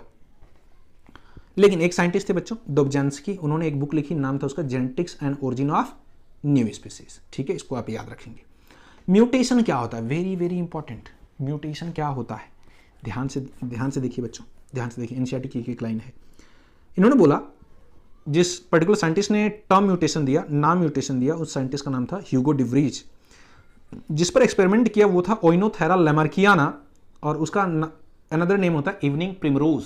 ठीक है, ओइनोथेरा लैमार्कियाना का दूसरा नाम क्या है? Evening primrose. इन्होंने क्या बोला, ह्यूगो डिवरीज साहब ने क्या बोला, म्यूटेशन क्या है? इन्होंने बोला कि म्यूटेशन सडन, अचानक से होता है, इनहेरिटेबल होता है, डिसकंटिन्यूअस होता है, रैंडम होता है, नॉन डायरेक्शनल चेंज है बेटा। किसमें? डीएनए में। उसी को हम क्या बोलेंगे? म्यूटेशन। मतलब अचानक से कोई चेंज हो जाए डीएनए में, वो इनहेरिट भी हो, डिसकंटिन्यूअस हो। ऐसा नहीं कि हर जनरेशन में होगा, हो सकता है कि एक एक जनरेशन स्किप भी कर सकता है। रैंडम होना चाहिए और कोई भी डायरेक्शन उसकी नहीं होगी, डायरेक्शन लेस होना चाहिए, तब तो वो म्यूटेशन है। ठीक है, अच्छा, अब वेरिएशन की बात की थी डार्विन साहब ने। वेरिएशन मतलब क्या होता है? चेंज, यानी म्यूटेशन। उन सेम बातें की थी, लेकिन दोनों में डिफरेंस क्या था? डिफरेंस हम जान लेते हैं, क्वेश्चन पूछा जाएगा। डार्विन साहब ने बोला कि भैया दोनों ही म्यूटेशन की बात कर रहे हैं। डार्विन साहब ने बोला कि जो माइनर वेरिएशन होता है, जो माइनर चेंज होते हैं, उसकी वजह से इवोल्यूशन होता है। ह्यूगो डिवरीज कहते हैं ना जी, जो मेजर चेंज होता है, वेरिएशन मतलब होता है चेंज, उसकी वजह से इवोल्यूशन होता है। डार्विन साहब कहते हैं देखिए, जो वेरिएशन यानी कि म्यूटेशन जो है वो स्मॉल होता है और डायरेक्शनल होता है, जबकि ह्यूगो डिवरीज साहब कहते हैं ना जी, वेरिएशन जो होता है म्यूटेशन वो लार्ज होता है, रैंडम होता है और डायरेक्शनलेस होता है, उसकी कोई डायरेक्शन नहीं होती। डार्विन साहब कहते हैं कि देखिए, इवोल्यूशन जो है वो ग्रेजुअल प्रोसेस है, स्लो चेंजेस है। ये कहते हैं ना सिंगल स्टेप में होगा, लार्ज म्यूटेशन होगा, जिसको हम साल्टेशन कहते हैं, जिसकी वजह से स्पेसिएशन होगा। स्पेसिएशन मतलब होता है एक नई स्पीसीज का formation. The process of formation of new species is called speciation. इसी को हम क्या बोले? नई स्पीसीज बन रही तो इवोल्यूशन हो रहा है। क्लियर है? ये दोनों में डिफरेंस था, आप स्क्रीनशॉट ले सकते हैं। ध्यान से सुनिए बच्चों, आगे बढ़ते हैं। अब कुछ टर्म आपको जानने पड़ेंगे। जीन पूल क्या है? जीन पूल क्या है? ध्यान से सुनिए। जैसे देखिए, ये एक पॉपुलेशन है बेटा, पॉपुलेशन ए है, ये पॉपुलेशन बी है। तो पॉपुलेशन ए में जो लोग रहते हैं उनमें देखिए आप कैपिटल टी टाइप के जीनोटाइप हैं। जो पॉपुलेशन बी है उसमें स्मॉल टी टाइप के जीनोटाइप हैं। तो क्या मैं बोल दूं, पॉपुलेशन ए जो है उसका जो जीन पूल है वो कैपिटल टी है, जो पॉपुलेशन बी है उसका जो जीन पूल है वो कैसा है? स्मॉल टी है। जी हाँ, इसको हम बोलेंगे total gene and their allele in a population. एक पर्टिकुलर पॉपुलेशन में जितने भी टोटल जीन है और उसके जो एलील हैं उसी को, उस पर्टिकुलर पॉपुलेशन का हम क्या बोल देंगे? Gene pool. ठीक है सर। जीन फ्लो क्या होता है? जैसे यहां पर देखिए, ये पॉपुलेशन ए थी, ये पॉपुलेशन बी था, तो कुछ लोग माइग्रेट करेंगे। जैसे यहाँ के लोग कैपिटल टी वाले बोलेंगे भैया चलते हैं यहाँ पे थोड़ा कमाने खाने और वहाँ पे शादी कर लेंगे किसी लड़की से। तो इनका जीन क्या था? Capital T. यहाँ पे जो पॉपुलेशन भी है इनकी लड़की का जीन क्या था? Small T. तो जब ये यहाँ पर शादियाँ करेंगे तो क्या ये कैपिटल टी वाला यहाँ पर आ जाएगा? यस। तो इनके साथ जब मैरिज करेगा तो F1 जनरेशन में सभी टॉल होंगे, लेकिन F2 जनरेशन में 3:1 का रेशियो आ जाएगा, 3 टॉल होंगे और एक कैसा हो जाएगा? ड्वार्फ। तो क्या इस पॉपुलेशन में, पॉपुलेशन बी में भी टॉल आ जाएंगे? यस। तो जीन क्या कर गए? माइग्रेट कर गए, जीन का फ्लो हो गया। हो सकता है कुछ लड़कियां यहां से यहां जॉब करने के लिए आ जाए, ठीक है, यहां पे शादी कर ली स्मॉल टी कैपिटल टी के साथ, तो यहां पर भी 3:1 का रेशियो आ गया, तो यहां पर भी इस पॉपुलेशन में भी स्मॉल टी तुम्हें दिख जाएगा F2 जनरेशन में। ठीक है सर। तो देखिए क्या बोला है सर, क्या कहती है NCERT? It is transfer of gene during interbreeding मतलब रिप्रोडक्शन के through between 2 genetically different population. ठीक है, 2 डिफरेंट जेनेटिकली पॉपुलेशन के बीच में क्या हो रहा है? इंटरब्रीडिंग की वजह से जीन ट्रांसफर हो रहा है। कॉज क्या होगा? माइग्रेशन, इमिग्रेशन, अंदर आना। ठीक है, ई फॉर एग्जिट, बाहर जाना, आई फॉर इन, इमिग्रेशन, अंदर आना, आई फॉर ऐसे समझ लेना इन। तो जब सेम टाइप के इंडिविजुअल किसी दूसरी पॉपुलेशन में हमारे यहाँ आए तो इमिग्रेशन होगा, आई वाला। और हमारी पॉपुलेशन से बाहर जाना, ई फॉर एग्जिट, जा रहे हैं, तो क्या हुआ? इमिग्रेशन। ई आई वाला, आई नहीं है, ई है, कंफ्यूज हो गए। ई फॉर समझ लेना एग्जिट, बाहर जा रहा है, तो बोलेंगे इमिग्रेशन। अंदर आएगा तो इमिग्रेशन, आई फॉर वाला। ठीक है, ज्यादा कंफ्यूज मत होना, रिपीट करके फिर से देख लो। अब देखो, जब ये चेंज होगा बेटा, यहां वहां शादियां करेंगे, तो यहां देखिए पॉपुलेशन जो ए है इसमें भी क्या आ गए? स्मॉल टी वाले आ गए। पॉपुलेशन जो बी है उसमें कैपिटल टी वाले आ गए। ठीक है, तो कॉम्बिनेशन बन गया, बहुत अच्छी बात है। Genetic drift very very important, जितना इंपॉर्टेंट कर सकते हो कर लो, बोर्ड में और नीट में दोनों का फेवरेट क्वेश्चन है। जेनेटिक ड्रिफ्ट मतलब इवोल्यूशन बाय चांस, ठीक है। और फ्रिक्वेंसी ऑफ एलील क्या हो जाए, चेंज हो जाए। जैसे तुम देखो बेटा यहाँ पर ध्यान से सुनो, पहले एक पॉपुलेशन थी ये ए, अब इसमें देखो 6 लोग रहते थे, ठीक है। कैपिटल ए कैपिटल ए के कैपिटल ए कैपिटल ए के 2 लोग थे, capital A small A capital A small A के 2 लोग थे, small A small A small A small A के 2 लोग थे। तो अगर मैं बोलूं क्या कैपिटल ए की फ्रीक्वेंसी जो है बच्चों 6/12 है, यस। टोटल 12 एलील हैं, उनमें से 6 जो हैं वो क्या हैं, कैपिटल ए हैं। स्मॉल ए की फ्रीक्वेंसी देखें तो टोटल एलील कितने हैं, 12, स्मॉल ए कितना है 6, ये फ्रीक्वेंसी थी। लेकिन सपोज करो कोई नेचुरल डिजास्टर आ जाए, फ्लड आ जाए, वोल्केनिक इरप्शन हो जाए, बाढ़ आ जाए, कोई बीमारी आ जाए, तो कुछ लोग मर जाएं, ये 3 लोग मर गए, ये 3 लोग मर गए, तो अब एलील की फ्रीक्वेंसी चेंज हो जाएगी।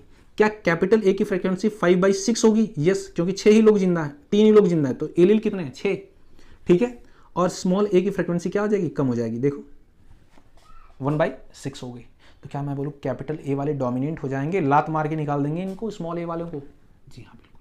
तो फ्रीक्वेंसी ऑफ एलील क्या हो गई है, चेंज हो गई, क्यों, बाय चांस, नेचुरल डिजास्टर वगैरह की वजह से, ठीक है। तो इसी को बोलते हैं genetic drift. Genetic drift, drift मतलब कमी आ जाना, जेनेटिक, जेनेटिक मतलब क्या, डीएनए में, एलील में, जीन में, किसी पर्टिकुलर टाइप के जीन क्या हो रहे हैं, वो कम हो जा रहे हैं पॉपुलेशन में, क्यों, बाय चांस, ठीक है।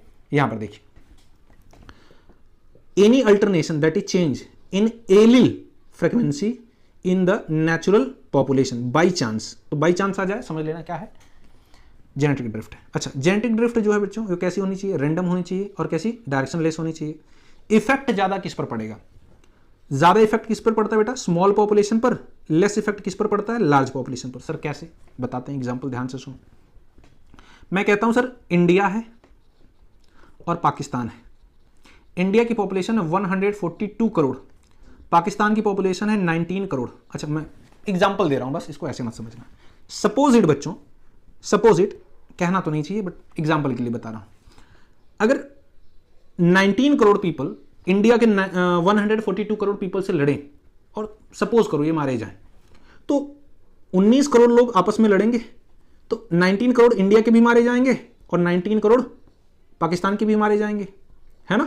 तो तुम देखो पाकिस्तान तो पूरी तरह से डिस्ट्रॉय हो चुका है, खत्म हो गया, लेकिन इंडिया में सिर्फ 19 करोड़ खत्म हो गए, मैं कहता हूं 20 करोड़ खत्म हो जाए, फिर भी कितने इंडिया में और कितने बचेंगे, 122 करोड़, है ना, अभी भी पॉपुलेशन बची रहेगी। तो ज्यादा इंपैक्ट किस पर पड़ा, नेचुरल डिजास्टर का ज्यादा इंपैक्ट किस पर पड़ा, स्मॉल पॉपुलेशन पाकिस्तान पर, कम इंपैक्ट किस पर पड़ा, लार्ज पॉपुलेशन इंडिया पर। कोई डिजास्टर आ जाए उसकी बात कर रहा हूं मैं, लड़ाई ना हो, ठीक है, होनी तो चाहिए नहीं, ठीक है। चलो आगे देखो, वैसे बाप बाप होता है, बाप को बेटा कितना भी नालायक हो, बेटे से लड़ाई नहीं करनी चाहिए बाप को, बाप रिस्पॉन्सिबल होता है, ठीक है। ध्यान से देखो बेटा, अब कुछ और चीजें, जैसे कॉज क्या है, रीजन क्या है जेनेटिक ड्रिफ्ट का। पहला ज्योग्राफिकल आइसोलेशन हो सकता है, टेक्टोनिक प्लेट्स अलग हो जाए, ठीक है, उसकी वजह से जेनेटिक ड्रिफ्ट हो सकता है। माइग्रेशन बाई चांस कुछ लोग निकल के कहीं और चले जाएं, या फिर नेचुरल डिजास्टर, जैसा कि मैंने आपको बताया। 2 टाइप हो सकते हैं इसके बेटा, फाउंडर इफेक्ट और बॉटल इफेक्ट। फाउंडर इफेक्ट क्या होता है जरा समझो ध्यान से। फाउंडर इफेक्ट यहां पर देखो, यहां पर समझिए फाउंडर इफेक्ट क्या होता है। अगर मैं बोलूं एक पॉपुलेशन है बेटा, ये एक पॉपुलेशन है जहां पर ऑलरेडी जेनेटिक ड्रिफ्ट हो चुका है, नेचुरल डिजास्टर हो चुका है, तो इसे मैं बोलूंगा जेनेटिकली ड्रिफ्टेड पॉपुलेशन। यहां पे कमी आ चुकी है जीन्स में, ठीक। अब यहां पे पहले सपोज को फ्लड आ गया था, ठीक है, फ्लड आ गया था, तो अब कुछ ही लोग बचे हैं, बाकी लोग मारे गए, तो क्या ये सोचेंगे कि भाई अब यहां पे रहना सेफ नहीं है, क्यों ना हम यहां से निकल के किसी अदर प्लेस पर जाएं, किसी अदर ज्योग्राफिकल एरिया में जाएं, नहीं तो अगली बार आएगा तो हम भी मारे जाएंगे। तो यहाँ के कुछ लोग निकल कर माइग्रेट कर जाएंगे किसी दूसरे ज्योग्राफिकल एरिया में, वहां पर जाएंगे तो वहां के एटमॉस्फेयर को क्या करेंगे बच्चों, अडॉप्ट करेंगे। जब एटमॉस्फेयर को अडॉप्ट करेंगे, अपने नेचर को अडॉप्ट करेंगे, तो क्या डीएनए में चेंज आ जाएगा, यस, तो एक नई स्पीसीज बन जाएगी, ठीक है। तो क्या मैं बोलूं ये जो हैं इस नई स्पीसीज के बनने के फाउंडर हैं, यस, और ये एक्चुअल में कहां से आ रहे हैं, यहां से आ रहे हैं। तो जो ओरिजिनल पॉपुलेशन है उसको हम क्या बोलेंगे, इसका क्या, फाउंडर। क्लियर है। आप यहां पर देख लीजिए, देखिए क्या बोला है, sometimes few individual becomes isolated from a genetically drifted population, है ना, जेनेटिकली ड्रिफ्टेड पॉपुलेशन से क्या हो गए, आइसोलेट हो गए, and they provide produce new population in new geographical area, नई जगह पे जाकर नई पॉपुलेशन बना रहे हैं वो। The frequency of allele becomes different, new species form due to the different environment, है डिफरेंट नया इन्वायरमेंट मिल रहा है इसलिए नई स्पीसीज बन रही है। The original drifted population is founder and the effect is called what, founder effect. तो ये जो ओरिजिनल पॉपुलेशन है या फिर ये जो बोले हम, यही क्या होगी, फाउंडर होगी इस नई पॉपुलेशन की, इसको बनाने वाला। फाउंडर मतलब होता है बनाने वाला। क्लियर है बच्चों। बॉटलनेक इफेक्ट क्या कहता है, बॉटलनेक इफेक्ट ये कहता है कि भैया सपोज करो ऐसा बॉटल होता है, यहाँ पे सपोज करो, ठीक है मेरे पास बॉटल है क्या, जी हाँ बिल्कुल, जस्ट अ सेकेंड, ठीक है ये देखो, कंपनी का ऐड नहीं करना मुझे, मैं बस दिखा रहा हूँ। सपोज करो यहाँ पे 100 पीपल थे, कोई पॉपुलेशन 100 लोग यहाँ पे थे, वो अच्छे से सर्वाइव कर रहे थे, लेकिन अचानक से फ्लड आया या कोई डिजीज आ गई, ठीक है प्लेग वगैरह। अब अचानक से लोग मरने लगे, तो मरने लगे तो धीरे धीरे देखो यहाँ पे क्या हो रहा है, कर्व है ना थोड़ा सा नीचे की तरफ, तो पॉपुलेशन कम हो रही है। जब कम होगी तो यहाँ पर कुछ ही लोग बचेंगे, सपोज करो 10 लोग, यहाँ पे पहले 100 लोग थे, अब यहाँ पे पॉपुलेशन कम होगी, मर के कम हो गए, 10 लोग हो गए, 10 लोग सिर्फ बचे, तो क्या ये सोचेंगे किसी अदर जगह पे चलना चाहिए क्योंकि यहाँ पे रहे तो मारे जाएंगे, यस, तो नए ज्योग्राफिकल एरिया में जाएंगे, फिर से एक नई स्पीसीज बनाएंगे, फूलेंगे फलेंगे, रिप्रोडक्शन करेंगे, आगे बढ़ेंगे, बच्चे बढ़ाएंगे। तो क्या फिर से ये फाउंडर इफेक्ट दे रहे हैं, मतलब फाउंडर मतलब समझते हो क्या, फैल जाना, यस, फैल जाएंगे तो उनकी पॉपुलेशन फिर से एक्सप्लोर करेगी। समझ पा रहे हो, इसी को बोला फाउंडर इफेक्ट। यहां पर देखो, when large number of population are killed by chance, मतलब नेचुरल डिजास्टर की वजह से, due to natural disaster and only few individual are left to begins a new population, कुछ ही इंडिविजुअल होंगे जो यहां से निकलेंगे और नई नई पॉपुलेशन बनाएंगे, ठीक है, इसको बोला गया फाउंडर इफेक्ट। देखो फाउंटेन की तरह है ना, ऐसा है, दैट्स इट, ठीक है। तो यहां के जो लोग होंगे उन्हीं को बोलेंगे फाउंडर। चलो बच्चों आगे बढ़ते हैं।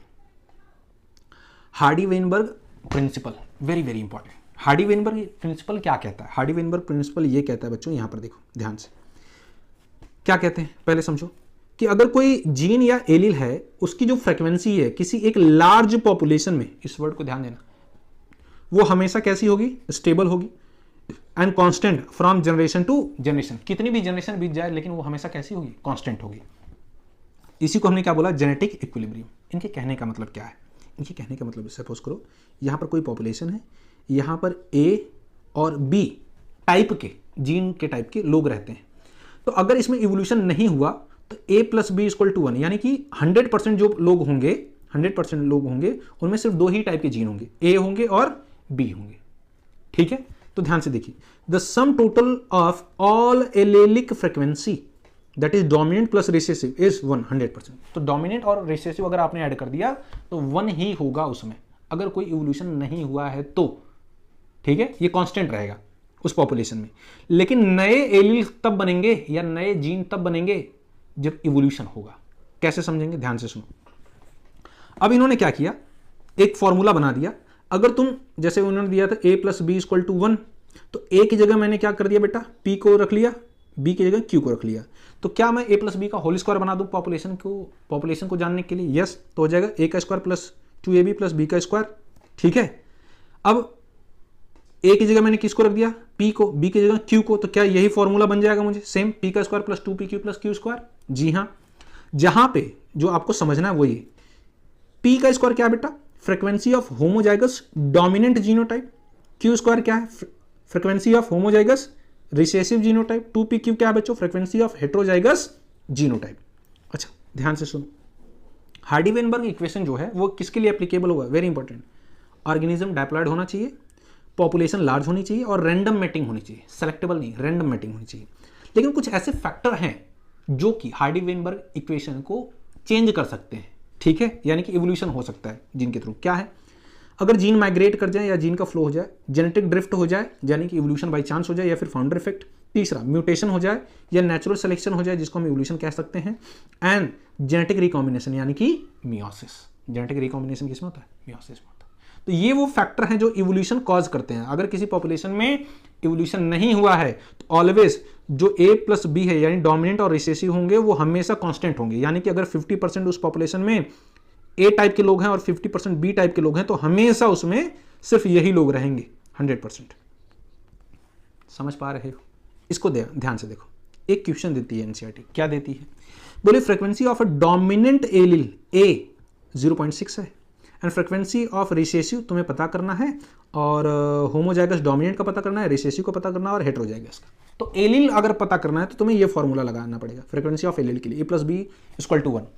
तो ए की जो वैल्यू है कितना दिया है बेटा, ए की वैल्यू कितना दिया है 0.6 है ना, तो मैं रख देता हूं इसको। तो देखो ए की जगह 0.6 रख दिया, बी रख दिया और =1, तो बी = क्या हो जाएगा 1 माइनस 0.6, तो बी की वैल्यू आ गई कितना 0.4।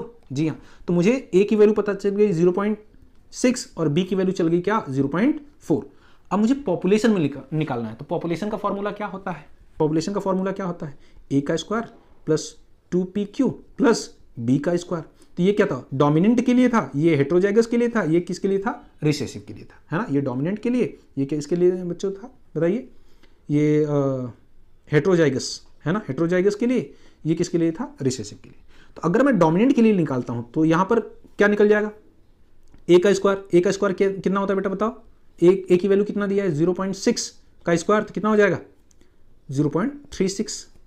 बी की वैल्यू कितनी आ जाएगी बी स्क्वायर, तो 0.4, बी की वैल्यू कितनी है 4, तो कितना हो जाएगा बोलिए, ये हो जाएगा सर 0.16। अगर हेट्रोजाइगस मुझे निकालना है तो उसका फॉर्मूला क्या होता है 2pq, तो 2pq का क्या हो जाएगा बताइए 2 मल्टीप्लाइड बाई पी की वैल्यू कितनी है, या 2ab मैं लिख दूं यहाँ पे ab है ना 2ab, ठीक है। तो a की वैल्यू कितनी है 0.6, b की वैल्यू कितनी है 0.4, तो कितना हो जाएगा बेटा सर ये हो जाएगा 0.48। तो तुम देखो इनको काउंट करो, क्या ये 100% यानी कि 1% हुआ, यस। तो यही है डोमिनेंट उस पॉपुलेशन में कितने 0.3 यानी 36%, रिसेसिव कितने बच्चों 16% और हेट्रोजाइगस कितने बेटा 48%। तो क्या ये 100% है, यस। तुम देखोगे यहाँ पे मैंने इसको सॉल्व किया है, स्क्रीनशॉट ले सकते हो, ठीक है। और याद रखो मैंने लिखा है frequency of allele not constant, अगर कांस्टेंट नहीं है इन हार्डी-वेइनबर्ग इक्वेशन, इसका मतलब है कि इवोल्यूशन हो चुका है, ठीक है। अब नेक्स्ट और बहुत इंपॉर्टेंट टॉपिक, क्या एविडेंस क्या है इवोल्यूशन की, इवोल्यूशन आखिर हुआ कैसे, ठीक है। तो तीन चार चीजें हैं। पहला आपको पढ़ना है होमोलॉगस ऑर्गन और एनालॉगस ऑर्गन, वेस्टिजियल ऑर्गन और कनेक्टिंग लिंक, और एक एम्ब्रियोनिक एविडेंस भी, ठीक है। तो रिकैप्सुलेशन थियरी किसने दी थी बच्चों बताइए, हेकल ने। इन्होंने क्या बोला था, according to which developmental history of an organism repeat its evolutionary history. मतलब क्या, हमको पता है इवोल्यूशन कैसे हुआ, पहले फिश आई सर, फिश के बाद कौन आए एम्फीबिया, फिर कौन आए बेटा रेप्टिलिया, फिर कौन आए एव्स यानी बर्ड्स, फिर कौन आए मैमेलिया, है ना। तो इनका ये कहना था कि एम्ब्रियो जो होता है फिश का, एम्फीबिया का, रेप्टाइल का, एव्स का और मैमल का, सबका एक जैसा दिखता है। जैसे ह्यूमन का भी अगर आप एम्ब्रियो देखें ना फर्स्ट मंथ में, तो वो ठीक वैसा ही दिखेगा जैसा फिश का, एम्फीबिया का, रेप्टाइल्स का और एव्स का। सभी मैमल का भी इवन एम्ब्रियो एक जैसा दिखता है। तो हम कह सकते हैं कि एम्ब्रियोनिक लाइफ जो है, किसी के भी इवोल्यूशन जो हुआ है उसको वो रिपीट कर रहा है जहां से उसका जन्म हुआ। और लाइफ कहां से ओरिजिनेट हुई है, वाटर से। इवन आज भी देखिए ह्यूमन में भी बच्चा जो होता है कहां पर, पानी में जन्म लेता है, मदर की यूटेरस में, है ना, एमनियोटिक फ्लूइड होता है। अच्छा, इन्होंने क्या बोला, the embryo of all vertebrates including human develop in a vestigial rows of gill slit. जितने भी वर्टिब्रेट्स होते हैं उनमें vestigial row of gill slits होती हैं just behind the head, head के पीछे, and it only functional in fish, सिर्फ फिश में फंक्शनल होगा, not found in any adult vertebrate, और किसी में नहीं पाया जाएगा। क्योंकि वर्टिब्रेट में गिल स्लिट्स इसलिए हैं क्योंकि फिश से जन्म हुआ है हम सबका, तो फिश में गिल्स हुआ करते थे, वो फंक्शनल थे। तो हम क्या कर रहे हैं, हमें भी गिल्स इसलिए बन रहे हैं क्योंकि हमारा जन्म भी वहीं से हुआ, तो हम उस चीज को क्या कर रहे हैं, रिपीट कर रहे हैं। बट इस चीज को डिस्कार्ड कर दिया गया। किसने किया, एक साइंटिस्ट थे, उन्होंने बियर पी रखी थी, नाम था उनका वॉन बियर, ठीक है। इन्होंने क्या दिया, रिकैप्सुलेशन थियरी को इन्होंने क्या कर दिया, डिस्कार्ड कर दिया। इन्होंने क्या बोला कि भैया ऐसी बात है कि एम्ब्रियोनिक लाइफ में, चलो मैं मान लेता हूं कि एम्ब्रियोनिक लाइफ में हम सभी के जो एम्ब्रियो हैं वो सेम दिखते हैं, ठीक है। तो पहले तो हम फिश बनने चाहिए, फिश एडल्ट की तरह भी बनना चाहिए, क्योंकि अगर पहले तो फिश का लार्वा बनेगा ना, जो फिश में जो छोटे छोटे उसके बच्चे होंगे वो एडल्ट होंगे, वो बनेंगे। फिर एम्फीबिया बनेगा, एम्फीबिया में पहले टेडपोल बनना चाहिए, टेडपोल के बाद फ्रॉग बनना चाहिए, फिर फ्रॉग के बाद रेप्टाइल का छोटा सा बच्चा बनना चाहिए, फिर बड़ा एडल्ट बनना चाहिए, फिर एव्स में भी छोटा बच्चा बनना चाहिए, फिर एडल्ट बनना चाहिए। इस तरह से होना चाहिए, क्योंकि फिश जब बनती है तो वो पहले एकदम 100% फिश की तरह नहीं दिखती, बड़े होने पर वो फिश की तरह दिखती है। जो एम्फीबिया होता है, वो टेडपोल पहले फिश की तरह दिखता है, फिर एडल्ट होने पर वो फ्रॉग की तरह दिखता है। तो क्या कभी भी ऐसा हुआ है कि आपने कभी सीटी स्कैन निकाला है, अल्ट्रासाउंड किया है किसी फीमेल का, तो उसके अंदर जो यूटेरस में बेबी है, कभी वो तुम्हें फिश की तरह, रेप्टाइल्स की तरह दिखा है क्या? बोले नहीं। या फिर एडल्ट की स्टेज को वो कभी भी पास आउट नहीं करता। तो जो आप कह रहे हैं एम्ब्रियोनिक पूरी हिस्ट्री को वो रिपीट करता है, तो ऐसा बिल्कुल नहीं। ठीक है, तो इन्होंने क्या किया, he noted that embryo never passed through the adult stage of any other animal, किसी भी एडल्ट स्टेज से नहीं गुजरता। तो ये जो आप बोल रहे हैं कि एम्ब्रियोनिक जो हिस्ट्री है उसको रिपीट करता है, तो इसको डिस्कार्ड कर दिया। ठीक है, और सबसे इंपॉर्टेंट टॉपिक बेटा जी सबसे important topic, homologous analogous organ. Homologous organ क्या है? ऐसे ऑर्गन जिसकी कॉमन ओरिजिन हो बट डिफरेंट फंक्शन हो। ओरिजिन सेम है बट फंक्शन डिफरेंट है, उसी को हम क्या बोलेंगे? Homologous organ. एंड ये किसका रिजल्ट है बेटा? एडाप्टिव रेडिएशन का, या फिर बोले डाइवर्जेंट इवोल्यूशन का। एंड याद रखें, some structure develop along different direction due to the different need or environment। मतलब क्या? ऑर्गेनिज्म एक ही है, अलग अलग इन्वायरमेंट में गए तो अलग अलग उन्होंने एटमॉस्फेयर को अडॉप्ट कर लिया, तो फंक्शन अलग अलग करने लगे। जैसे यहां पर देखो तुम, यहां पे बेस्ट एग्जांपल है बेटा, ये देखो होमोलॉगस ऑर्गन का। तो तुम देखोगे ओरिजिन सबकी सेम है, 4 लिम्ब ऑफ वर्टिब्रेट्स। तो तुम देखो इस बोन को हम कहते हैं ह्यूमन का 4 लिम्ब है, हाथों की हड्डियां दिखाई गई हैं, इसको बोलते हैं ह्यूमरस। ये बेटा रेडियस, ये है अल्ना, यहाँ पर जो होता है उसको बोलते हैं कार्पल, यहाँ पर जो होता है उसको बोलते हैं मेटाकार्पल, और ये जो है ये क्या है? फेलेंजिस। ठीक है, तो तुम देखोगे चीता का जो 4 लिम्ब है उसमें भी ये है ह्यूमरस, ये रेडियस अल्ना, कार्पल, मेटाकार्पल, और क्या है? ये फेलेंजिस। व्हील का जो फ्लिपर है उसमें भी देखिए ह्यूमरस है, ये है रेडियस अल्ना, ये है कार्पल, और ये क्या है? नीचे मेटाकार्पल, फिर क्या है? ये फेलेंजिस। बैट का जो विंग है यहाँ पर भी है ह्यूमरस, रेडियस और अल्ना, कार्पल, मेटाकार्पल, और ये सब क्या है? फेलेंजिस। लेकिन तुम देखो ओरिजिन तो सेम है, एनाटॉमिकल स्ट्रक्चर सेम है, बट फंक्शन अलग अलग है। जैसे ह्यूमन का जो हैंड है वो कैच करने, किसी चीज को पकड़ने के काम आता है, लेकिन चीता का जो पैर है बेटा, 4 लिम्ब है, वो दौड़ने के काम आता है, रनिंग के काम आता है। वेल का जो फ्लिपर है, जो आगे का हाथ है, वो स्विमिंग के काम आता है। विंग है जो बैट का, वो किसके? फ्लाई के काम आता है, उड़ने के। तो ओरिजिन तो सेम है बट फंक्शन डिफरेंट हो गए। क्यों? क्योंकि अलग अलग इन्वायरमेंट को इन्होंने अडॉप्ट कर लिया। समझ पा रहे हैं? बिल्कुल, इसी को बोला गया होमोलॉगस ऑर्गन, यानी same origin but different function. Clear है? अच्छा, और यहां पर भी देखिए बोगनविलिया और कुकुरबिटा। तो थॉर्न और बोगनविलिया, इनके थॉर्न देख रहे हैं आप, यहां से निकल रहे हैं। कुकुरबिटा का ये टेंड्रिल आप देख रहे हैं, ग्रीन वायरी स्ट्रक्चर जो है, ये दोनों ही एक्सिलरी बर्ड का मॉडिफिकेशन है। लेकिन आप देखिए टेंड्रिल जो है बेटा एक वायरी स्ट्रक्चर होता है जो कि फोटोसिंथेसिस करता है और क्लाइंबिंग में हेल्प करता है, ऊपर चढ़ने में। ये थॉर्न जो है वो प्रोटेक्शन का काम करता है। तो ये देखो फंक्शन अलग अलग है, ये प्रोटेक्शन करता है और ये क्या करता है? फोटोसिंथेसिस वगैरह करता है, क्लाइंबिंग में हेल्प करता है, एक्स्ट्रा सपोर्ट के लिए। लेकिन दोनों की ओरिजिन सेम है, तो ओरिजिन सेम, फंक्शन डिफरेंट, क्या बोलेंगे? Homologous organ. क्लियर है? जी हाँ सर। देखो बेटा यही दिया गया है सब, 4 limb of all mammal, flipper of well, wings of bat, arm of human. ये तुम्हें याद होना चाहिए एग्जाम्पल। ठीक है, तो यहां पर वो सारी चीजें दी गई जो मैंने बताया, ह्यूमरस, रेडियस, अल्ना, ये सारी चीजें। ठीक है, और क्या बेटा? Heart and brain of vertebrate, origin same है बट फंक्शन डिफरेंट है। Thorn of bougainvillea and tendril of cucurbita, origin का है बेटा एक्सिलरी बर्ड, सेम है but function different. Air sac of fish and lungs of frog, दोनों ही respiration में help करते हैं। लंग जो ओरिजिन क्या है? सेम है बट फंक्शन डिफरेंट है। जैसे समझो मैंने बोल दिया सॉरी गलती से कि रेस्पिरेशन में हेल्प करते हैं, नहीं, ध्यान से सुनो। एयर सैक जो है फिश का, उसको फ्लोट करने में हेल्प करता है ना, बाउंसी में, तैरने में हेल्प करता है ये एयर सैक। जबकि रेस्पिरेशन के लिए क्या है? गिल्स है। जबकि यहाँ फ्रॉग जो है उसमें जो लंग्स है बेटा, ये किस में हेल्प करता है? रेस्पिरेशन में। ये क्या कर रहा है? तैरने में, स्विमिंग में हेल्प कर रहा है। ये किस में हेल्प कर रहा है? रेस्पिरेशन में। तो फंक्शन अलग अलग है बट ओरिजिन क्या है? सेम है दोनों की। ठीक है, आगे बढ़ते हैं सर। बहुत अच्छे। डाइवर्जेंट इवोल्यूशन या एडाप्टिव रेडिएशन, इसका मतलब क्या हुआ? यहां पर देखो तुम, डार्विन फिंचेस थी बेटा, ये एक डार्विन फिंच है, ये अलग अलग एरिया में गई और वहां के नेचर को एडाप्ट कर लिया। वहां के नेचर को एडाप्ट कर लिया, इसलिए क्या हुआ? इनकी बीक्स का साइज अलग अलग हो गया, है ना। जैसे मैं तुम्हें बताऊं, इसका बेस्ट एग्जांपल मैं तुम्हें बताऊं, जैसे मुंबई में ओवरऑल इंडिया के लोग आते हैं, अलग अलग जगहों से आते हैं, यहां पर आने के बाद वो क्या करते हैं, सिमिलर फंक्शन परफॉर्म करते हैं, है ना। तो ये तो अलग हो गया, कन्वर्जेंट इवोल्यूशन का एग्जांपल हो गया। डाइवर्जेंट क्या हुआ, जैसे एक ही गांव के लोग अलग अलग जगहों पे गए, जैसे आपकी फैमिली के लोग, सपोज करो आपकी फैमिली के लोग, कोई दिल्ली चला जाए, ठीक है, कोई मुंबई चला जाए, कोई बंगाल चला जाए, कोई यूएसए चला जाए, और वहां से 10-10 साल बाद वो घर आते हैं। तो जब दिल्ली वाला पर्सन होगा ना, वो जब बोलेगा, आपसे बातें करेगा, तो उसमें थोड़ा सा एक्सेंट जो होगा वो दिल्ली का नजर आएगा। जो पंजाब से आएगा, पंजाबी थोड़ा थोड़ा उसकी बात में नजर आएगी तुम्हें, ठीक है। जो यूएसए चला गया था वो आएगा, तो उसकी बातों में थोड़ा सा उसकी जो टोन है वो कैसी नजर आएगी तुम्हें, थोड़ा सा तुम्हें लगेगा कि ये बिट इंग्लिश जो बोल रहा है, ठीक है, यूएसए की लैंग्वेज बोल रहा है थोड़ा सा, ऐसा उसका आप समझिए एक्सेंट चेंज हो जाएगा, ठीक है। क्यों?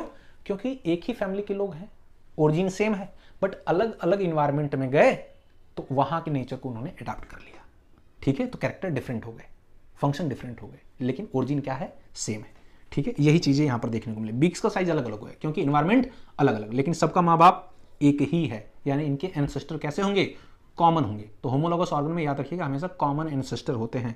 इस चीज को मैंने यहां पे लिख रखा है, याद रखो, क्या, homologous organ indicate common ancestor, यानी इन सबके पूर्वज एक ही होंगे होमोलॉगस में, ठीक है। अच्छा, यहां पर देखो बेटा, यहां पर देखो एनसीईआरटी क्या कहती है, और इसको मैंने सिंप्लीफाई किया है। The process of evolution of different species in a given geographical area starting from a point, एक ही पॉइंट से निकल रहे हैं और लिटरली रेडिएट मतलब अलग अलग जगहों पे जा रहा है, to other area of geography that is habitat, is called what, adaptive radiation, ठीक है। इसी को मैंने सिंप्लीफाई किया है, कैसे, the process of evolution in which result in transformation of original species transform हो जा रही है, चेंज हो जा रही है, इनटू मेनी डिफरेंट वेराइटी, एक ही स्पीसीज अलग अलग वेराइटी बना ले रही है, due to adaptation of nature को एडाप्ट करके, and is called adaptive radiation, या फिर क्या बोलेंगे, डाइवर्जेंट इवोल्यूशन। एग्जांपल क्या है बच्चों, देखिए, Darwin features at Galapagos islands, Australian marsupial और प्लेसेंटल मैमल, ये उसके एग्जांपल है। अच्छा सर, यहां पर देखो ऑस्ट्रेलियन मार्सुपियल, देखो इनके सबके माउथ का शेप देखो लगभग एक जैसा है, लेकिन ये इनका बाकी साइज देखो आप, डिफरेंट हो गया, ठीक है। ये भी होमोलॉगस एग्जांपल है। एनालॉगस ऑर्गन उल्टा, homologous same origin different function, analogous में उल्टा, डिफरेंट ओरिजिन सेम फंक्शन, ठीक है। इसको क्या बोलेंगे, analogous organ have different origin, यानी कि एनाटॉमी डिफरेंट होगी बट सेम फंक्शन हो गया। जो मुंबई वाला एग्जांपल मैं तुम्हें बता रहा था, ध्यान से सुनो, ये है मुंबई। अब कुछ लोग गुजरात से चलकर आ गए यहाँ पे, कुछ लोग यूपी से चलकर आ गए, कुछ लोग सपोज करो साउथ से चल के आ गए, ठीक है, कुछ लोग जो है वो राजस्थान से चल के आ गए।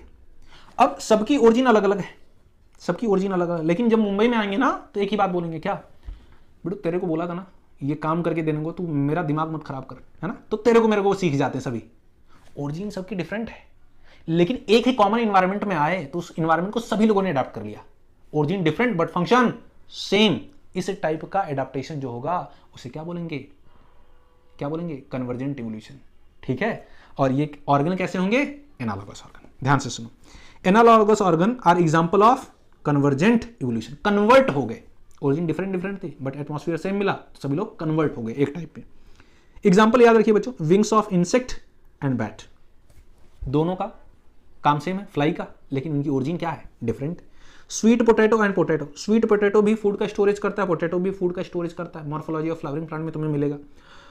तो ये जो स्वीट पोटैटो है ये रूट में मॉडिफिकेशन होता है, लेकिन जो पोटैटो है वो किसका मॉडिफिकेशन है, स्टेम का मॉडिफिकेशन है। तो ओरिजिन डिफरेंट है बट फंक्शन सेम है, फूड का storage. Flipper of penguin and dolphin, दोनों ही तैरने का काम करती हैं बट ओरिजिन क्या है, डिफरेंट है। आई ऑफ ऑक्टोपस एंड ह्यूमन, दोनों ही देखने का काम करती है बट फंक्शन क्या है, फंक्शन सेम है बट ओरिजिन डिफरेंट। कॉन्ट्रेक्टाइल है ना, कॉन्ट्रेक्टाइल एक्चुअल में वैक्यूल, कॉन्ट्रेक्टाइल वैक्यूल जो है प्रोटोजोआ का, और किडनी ऑफ वर्टिब्रेट्स, दोनों ही एक्सक्रीशन का काम करती है बट ओरिजिन क्या है, डिफरेंट है, फंक्शन सेम। ट्रिक कैसे याद रखेंगे होमोलॉगस एनालॉगस ऑर्गन की, हम एसी में बैठकर एचडी में इवोल्यूशन देखते हैं। क्या, हम एसी में बैठकर एचडी में इवोल्यूशन देखते हैं। ए फॉर होगा बच्चों एनालॉगस ऑर्गन, ठीक है। सी फॉर व्हाट, कन्वर्जेंट इवोल्यूशन, ठीक है, यानी एनालॉगस ऑर्गन किसके एग्जांपल है बेटा? कन्वर्जेंट इवोल्यूशन के। एचडी में है ना इवोल्यूशन देखते। H for what? Homologous organ, homologous organ. D for what? Divergent evolution, तो डाइवर्जेंट इवोल्यूशन, ठीक है। तो जो होमोलॉगस ऑर्गन है किसके एग्जांपल है बेटा? Divergent evolution. बस इसके एग्जांपल याद रख लीजिए बच्चों, याद रखिए, maximum number of question in topic से पूछे जाते हैं, पीवाईक्यू सॉल्व करके देख लीजिएगा, ठीक है। तो इसका आप स्क्रीनशॉट ले सकते हैं। आगे बढ़ते हैं। कन्वर्जेंट इवोल्यूशन वही जो मैंने आपको बताया, सेम चीजें है ना, कन्वर्ट हो गए, ठीक है। वेस्टिजियल ऑर्गन, वेस्टिजियल ऑर्गन क्या होते हैं? ऐसे ऑर्गन जो हमारे एंसेस्टर में फंक्शनल थे बट आज के टाइम पे हमारे अंदर फंक्शनल नहीं है, उनको वेस्टिजियल ऑर्गन।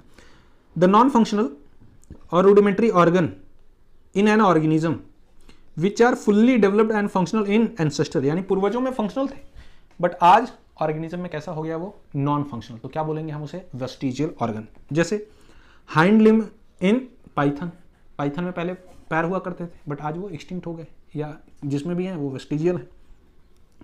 ह्यूमन के केस में, मैन के केस में नेक्टाइटेटिंग मेम्ब्रेन बेटा, abdominal segmented muscle. Abdominal segmented muscle क्या होता है? एब्डोमिनल मतलब होता है पेट। सिक्स पैक एब्स की बात कर रहा है, किसी काम नहीं आता है सिक्स पैक एब्स, ठीक है, जो बिस्किट दिखाते रहते हो तुम, है ना, टाइगर श्रॉफ वाले। कॉक्सिक्स और टेलबोन, इसका भी कोई काम नहीं है। विजडम टूथ, विजडम टूथ क्या है बेटा? थर्ड मोलर, थर्ड मोलर जो है जिसको अक्लदाड़ कहते हैं, वो भी वेस्टिजियल है, किसी काम का नहीं, वहां तक खाना पहुंचता ही नहीं, ठीक है, तो वो चबाने वगैरह के काम नहीं आता। नोट क्या करना है बेटा? एज ऑफ फॉसिल डिटरमाइन किससे करते हैं? प्लांट के केस में हम बोलेंगे radio active carbon dating method C14 से। एनिमल की जो है एज हम पता कर सकते हैं पोटेशियम आर्गन मेथड से, कि कौन सा फॉसिल कितना पुराना है, ठीक है, इस हिसाब से पता कर सकते हैं। एटाविज्म क्या होता है? एटाविज्म क्या है? Sudden appearance of ancestral character, अगर किसी पर्टिकुलर ऑर्गेनिज्म में उसके पूर्वजों के कैरेक्टर जो गायब हो गए थे वो फिर से आ जाएं, तो हम उसको क्या बोलते हैं? एटाविज्म। जैसे बेटा presence of small tell in human baby, तो ह्यूमन बेबी में टेल बोन के पास छोटे छोटे बाल आ जाते हैं, थोड़ा सा लंबे होते हैं, बहुत बड़े नहीं कि पूंछ पूरी नजर आए, छोटे छोटे बाल आ जाते हैं, ठीक है, बट वो दिखते हैं। तो पहले हम जब बंदर थे तो पूंछ हुआ करती थी और फिर से वो बाल आ गए, तो क्या हमारे एंसेस्टर के कैरेक्टर आ गए? यस, इसको हम एटाविज्म बोलेंगे। अच्छा, ability to move ear pinna, तो कुछ लोग होते हैं इस ईयर पिन्ना को, कान के इसको ऐसे घुमा लेते हैं, है ना, थोड़ा फोकस करके, हो सकता है उनमें से आप एक हो। तो ये अगर आप अपने ईयर को ऐसे मूव करा पा रहे हैं तो ये एक एटाविज्म है, एंसेस्टर का कैरेक्टर है। आप देखिए काऊ, बफेलो, एलिफेंट, है ना, ये सब क्या करते हैं? अपने ईयर को मूव करा सकते हैं।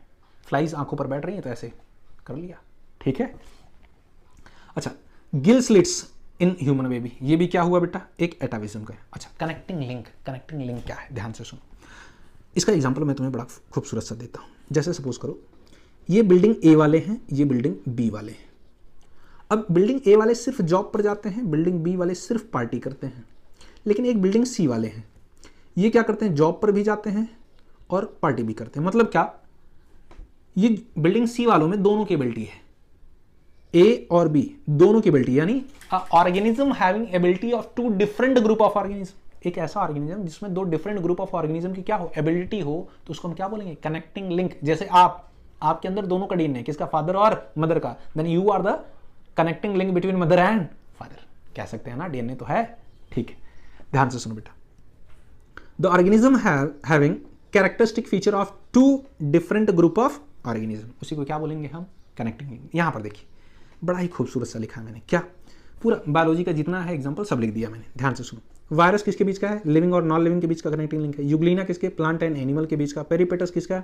Annelida and arthropoda. नियोपेलाइना किसके? एनिलिडा और मोलस्का। लंग फिश किसके बेटा? Fish and amphibia. आर्कियोप्टेरिक्स, याद रखना ये इंपॉर्टेंट है, रेप्टाइल और बर्ड के बीच का।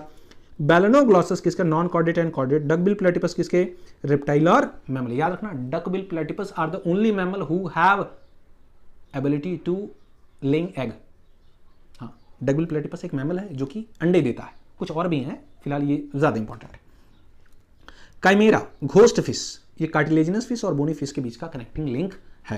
तो इसका आप ऐसे फ्लो चार्ट है, ट्रिक ले लो आप, स्क्रीनशॉट ले लो आप, ठीक है बच्चों। चलो सर, बहुत अच्छे। Next, brief account of evolution. ध्यान से सुनो बेटा, ब्रीफ अकाउंट ऑफ इवोल्यूशन की अगर हम बात करते हैं तो क्या मैं कह सकता हूं जो यूनिवर्स है, ये हमने पढ़ा था 20 बिलियन ईयर को। जी हाँ सर। अर्थ जो है 4.5 बिलियन ईयर को। फर्स्ट लाइफ कब बनी थी? 4 बिलियन ईयर को, that is 500 million after the formation of अर्थ। तो फर्स्ट नॉन सेलुलर कब बना था 3 बिलियन ईयर को, फर्स्ट सेलुलर कब बना था 2 बिलियन ईयर को। सर सेम है, नहीं थोड़ा सा मैंने चेंज किया, यहाँ पे कुछ और इन्फॉर्मेशन ऐड की है टाइम के अकॉर्डिंग। क्या? First invertebrate 500, first jawless fish Cyclostomata 350, first amphibia कब बना था बेटा 350। अब याद रखो एम्फीबिया फिश के बाद क्या बने एम्फीबिया, एम्फीबिया के बाद क्या बनेंगे रेप्टाइल्स। एम्फीबिया में जो बने वो क्या थे फ्रॉग और सैलामेंडर, इनसे क्या बने अर्ली रेप्टाइल जो कि अब एक्सटिंक्ट हो चुके हैं। ये जो अर्ली रेप्टाइल हैं इन्हीं से आगे चल के बर्ड्स और मैमल बने मेरे बच्चों। और ये रेप्टाइल कुछ ऐसे थे जो कि वाटर में फिर से चले गए, कब 200 मिलियन ईयर अगो जो वाटर में फिर से चले गए, उनका नाम था इक्थियोसोरस। क्या नाम था? इक्थियोसोरस। ठीक है। अच्छा, ये जो अर्ली रेप्टाइल्स थे इनसे क्या बने आगे चल के? इनसे बना डायनासोर जो अब एक्सटिंक्ट हो चुका है। इनसे बने turtle, lizard, snake, tuatara and crocodile. अब ये टर्टल से लेकर के क्रोकोडाइल तक ये सर्वाइव कर रहे हैं, डायनासोर ही सिर्फ क्या हो चुका है एक्सटिंक्ट हो चुका है। क्लियर है बच्चों? ये आपको याद होना चाहिए। सीवीड देखिए 320 million, fish like reptiles 200 million, that is ichthyosaurs, जो कहाँ चले गए थे पानी में चले गए थे 200 मिलियन ईयर को। ठीक है सर, ये एनसीईआरटी का डायग्राम है, इसी को मैंने यहाँ पे एक्सप्लेन किया है। अब नीचे की तरफ आप देखेंगे जरा थोड़ा सा, कुछ चीजें एनसीईआरटी और कहती है। क्या एनसीईआरटी कहती है बच्चों? Note, plant are the first organism that invade land, यानी जमीन पर सबसे पहले कौन आए? प्लांट आए। एनिमल बाद में आया, पहले क्या आ गए? प्लांट आ गए। ठीक है। सिलाकेंथ या फिर लेटिमेरिया जिसको हम लोब्ड फिन फिश कहते हैं, ये सबसे पहले साउथ अफ्रीका में कैच की गई कब 1938 में, जिसको हम पहले सोचते थे कि ये एक्सटिंक्ट हो चुकी है लेकिन ये मिली बाद में। ये एक लिविंग फॉसिल है। लिविंग फॉसिल मतलब क्या? लिविंग फॉसिल एक आपने पढ़ रखा है किंग क्रैब। ठीक है। लिविंग फॉसिल वो होते हैं कि जब से उनका जन्म हुआ तब से लेकर आज तक उनमें उनकी बॉडी में कोई चेंजेस नहीं हुआ। इनके फॉसिल जो मिले हमें कई हजार साल पहले के, वो भी वैसे ही हैं, आज भी वो वैसे ही, उनकी बॉडी में कोई इवोल्यूशन नहीं हुआ, चेंजेस नहीं हुए। ठीक है, तो उनको लिविंग फॉसिल कहते हैं। एंड जो फर्स्ट एम्फीबिया थे वो कौन थे बेटा? फ्रॉग और सैलामेंडर थे। ठीक है, ये याद रखिएगा। इन्होंने इनका फॉर्मेशन किया, फ्रॉग और सैलामेंडर का फॉर्मेशन किया सिलाकेंथ ने। ठीक है। जो बिगेस्ट डायनासोर है उसका नाम है टायरेनोसोरस रेक्स। उसकी हाइट जो थी बेटा वो 20 फीट थी और तीर कैसे थे? डैगर लाइक, खंजर के जैसे। डायनासोर डिसअपीयर कब हुए? 65 मिलियन ईयर अगो। और जो फर्स्ट मैमल जो थे उसका नाम था श्रू, चूहे के जैसा था। ठीक है। और जो पाउच मैमल हैं ऑस्ट्रेलिया के, वो सर्वाइव कर पाए क्योंकि कॉन्टिनेंटल ड्रिफ्ट हुआ। कॉन्टिनेंटल मतलब क्या? धरती जो है टूट करके अलग हो गई, इसलिए वो सर्वाइव कर पाए। अगर ये प्लेट टेक्टोनिक प्लेट्स टूटती नहीं, एक दूसरे से अलग नहीं होती, तो वो सर्वाइव नहीं कर पाते, वो भी एक्सटिंक्ट हो जाते। ठीक है बच्चों, आगे देखो, ये एनसीईआरटी का डायग्राम है।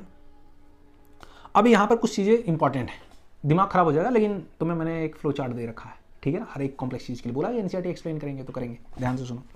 ये जो दिया गया बेटा, ये एक्चुअल में इयॉन है। ठीक है, ये जो आप देख रहे हैं, ठीक है, ये इरा है, इरा के बाद इयॉन आता है। ठीक है, और ये जो आप देख रहे हैं ये है पीरियड। ठीक है, ये है पीरियड।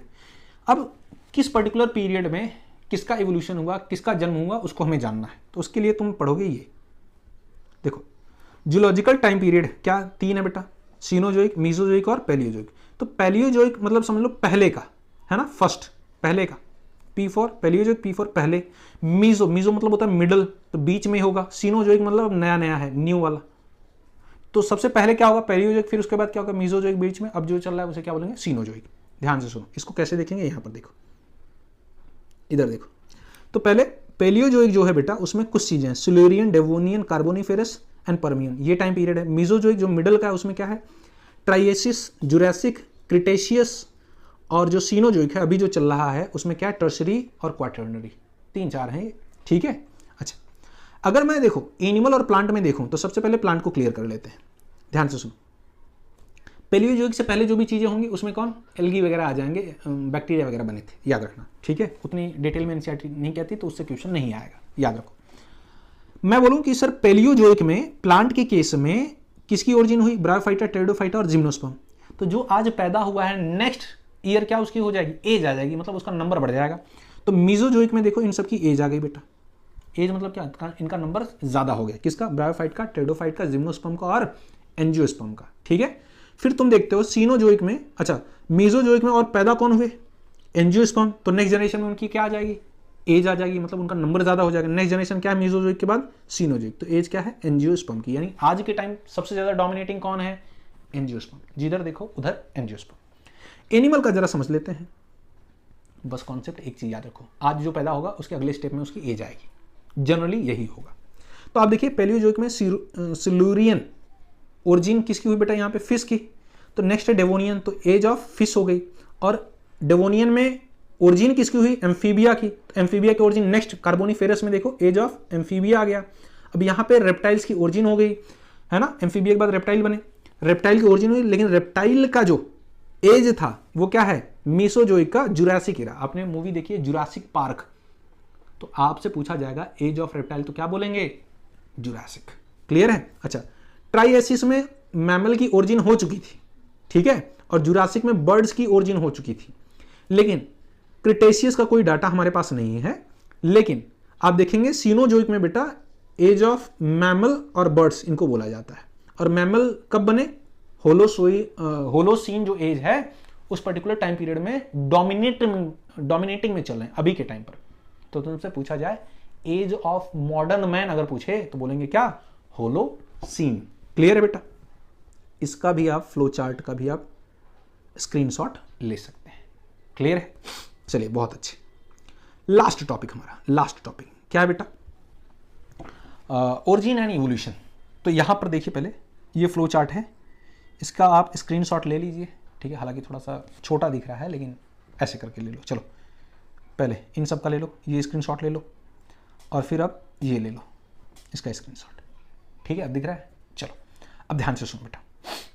तो टोटल 9 स्पीसीजेस हैं, इनका ऑर्डर पूछा जाएगा, क्रेनियल कैपेसिटी पूछी जाएगी, स्पेसिफिक फीचर पूछा जाएगा। यहाँ से क्वेश्चन आते हैं, बहुत इंपॉर्टेंट है, ध्यान से सुनो। तो जैसे हम डॉक्टर के पास जाते हैं ना, तो डॉक्टर कहता है भैया वहाँ पे कुछ बैनर तुम्हें मिल जाता है देखने को, क्या उस पर लिखा रहता है, Apple Yeats a day doctor keeps away, something like that, है ना। कुछ तो तुम्हें मिलता है कि मतलब एप्पल खाओ डॉक्टर से दूर रहो, हाँ। तो यही ट्रिक मैंने बना दी है। क्या, please do remember Apple have essential nutrients for human. कृपया याद रखें, Apple have essential nutrients, Apple में इसेंशियल न्यूट्रिएंट्स है किसके लिए, ह्यूमन के लिए, ठीक है। तो याद रखो बच्चों, प्लीज का जो पी है वो इंडिकेट करता है पैरापिथेकस, डू का डी इंडिकेट करता है ड्रायोपिथेकस, रिमेंबर का R ramapithecus, apple have essential, apple का ए ऑस्ट्रेलोपिथेकस, हैव का एच होमो हैबिलिस, इसेंशियल का ई इरेक्टस। याद रखना यहाँ पे होमो आ गया तो आगे सब में होमो आएगा, ठीक है। तो इसेंशियल का ई क्या हो जाएगा, होमो इरेक्टस।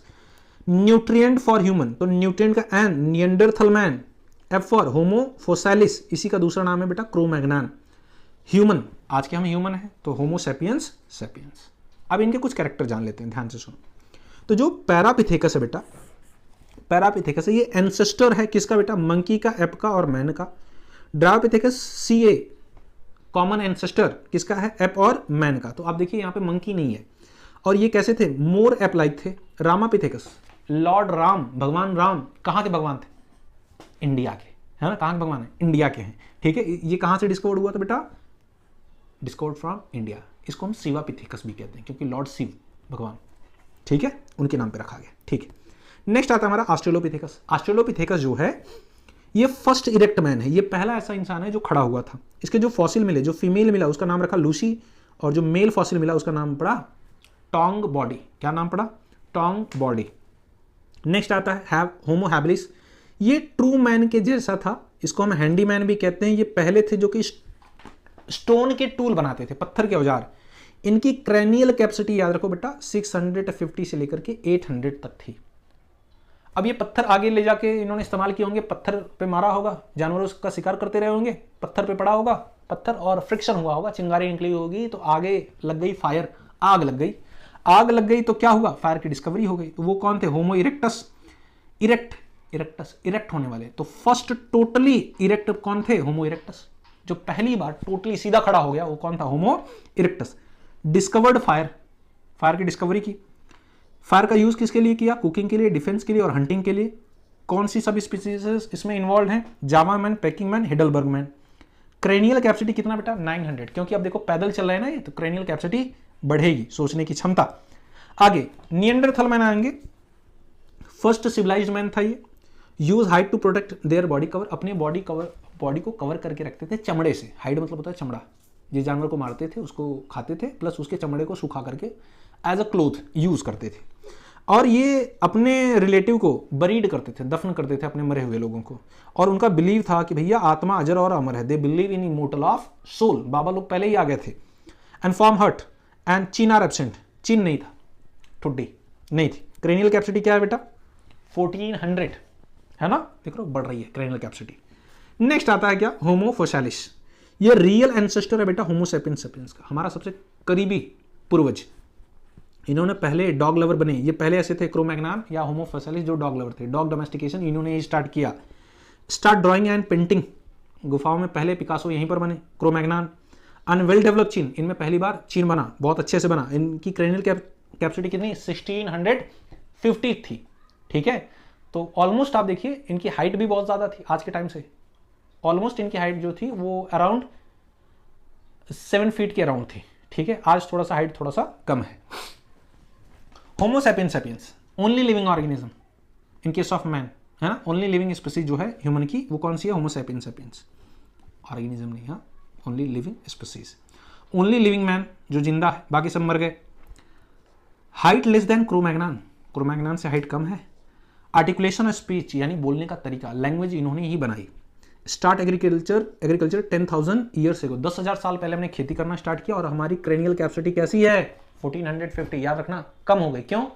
हमने व्हीकल बना लिए, फायर डिस्कवर हो गई, सारी चीजें हो गई, तो अब चलते कम है, सोचते कम है, क्रेनियल कैपेसिटी कम हो गई। और भी दूसरे फैक्टर होंगे, बट जनरली समझने के लिए हम इतना कह सकते हैं। एनसीईआरटी एक ये डायग्राम देती है बेटा, ये डायग्राम देती है, बड़ा ही इंपॉर्टेंट है। इसमें तुम देखो, ये एक एडल्ट चिंपैंजी है, ये एक बेबी चिंपैंजी है। इनके स्कल देखो अब, तो जो बेबी चिंपैंजी है और जो ह्यूमन का स्कल है ये ज्यादा सिमिलर लग रहे हैं, ठीक है। एडल्ट चिंपैंजी का फेस देखो थोड़ा सा अलग है, उसका स्कल अलग है। तो यहाँ पे एनसीईआरटी एक लाइन कहती है the skull like adult human. तो बेबी चिंपैंजी का जो स्कल है वो ज्यादा एडल्ट ह्यूमन की तरह दिखता है देन एडल्ट चिंपैंजी के स्कल से। इस तरह से बच्चों कंप्लीट हुआ हमारा इवोल्यूशन चैप्टर। वीडियो कैसी लगी, मेहनत मेरी कैसी लगी, जरूर कमेंट सेक्शन में बताइए। आप मुझे किसी अदर टॉपिक पर वन शॉट चाहते हैं तो बिल्कुल आप मेंशन करिए, मैं उस पर्टिकुलर टॉपिक का वन शॉट बनाकर आपको प्रोवाइड कर दूंगा। And very important, I need your support. जी हाँ, तुम चाहते हो पीडीएफ वगैरह तो मैं अपलोड कर दूंगा। बाकी किसी पर्टिकुलर टॉपिक में कंफ्यूजन हो कमेंट सेक्शन में मेंशन करिए, मैं आपको रिप्लाई जरूर करूंगा। बाकी मिलते हैं आपसे नेक्स्ट वीडियो में एक नई इन्फॉर्मेशन के साथ। तब तक के लिए जय हिंद।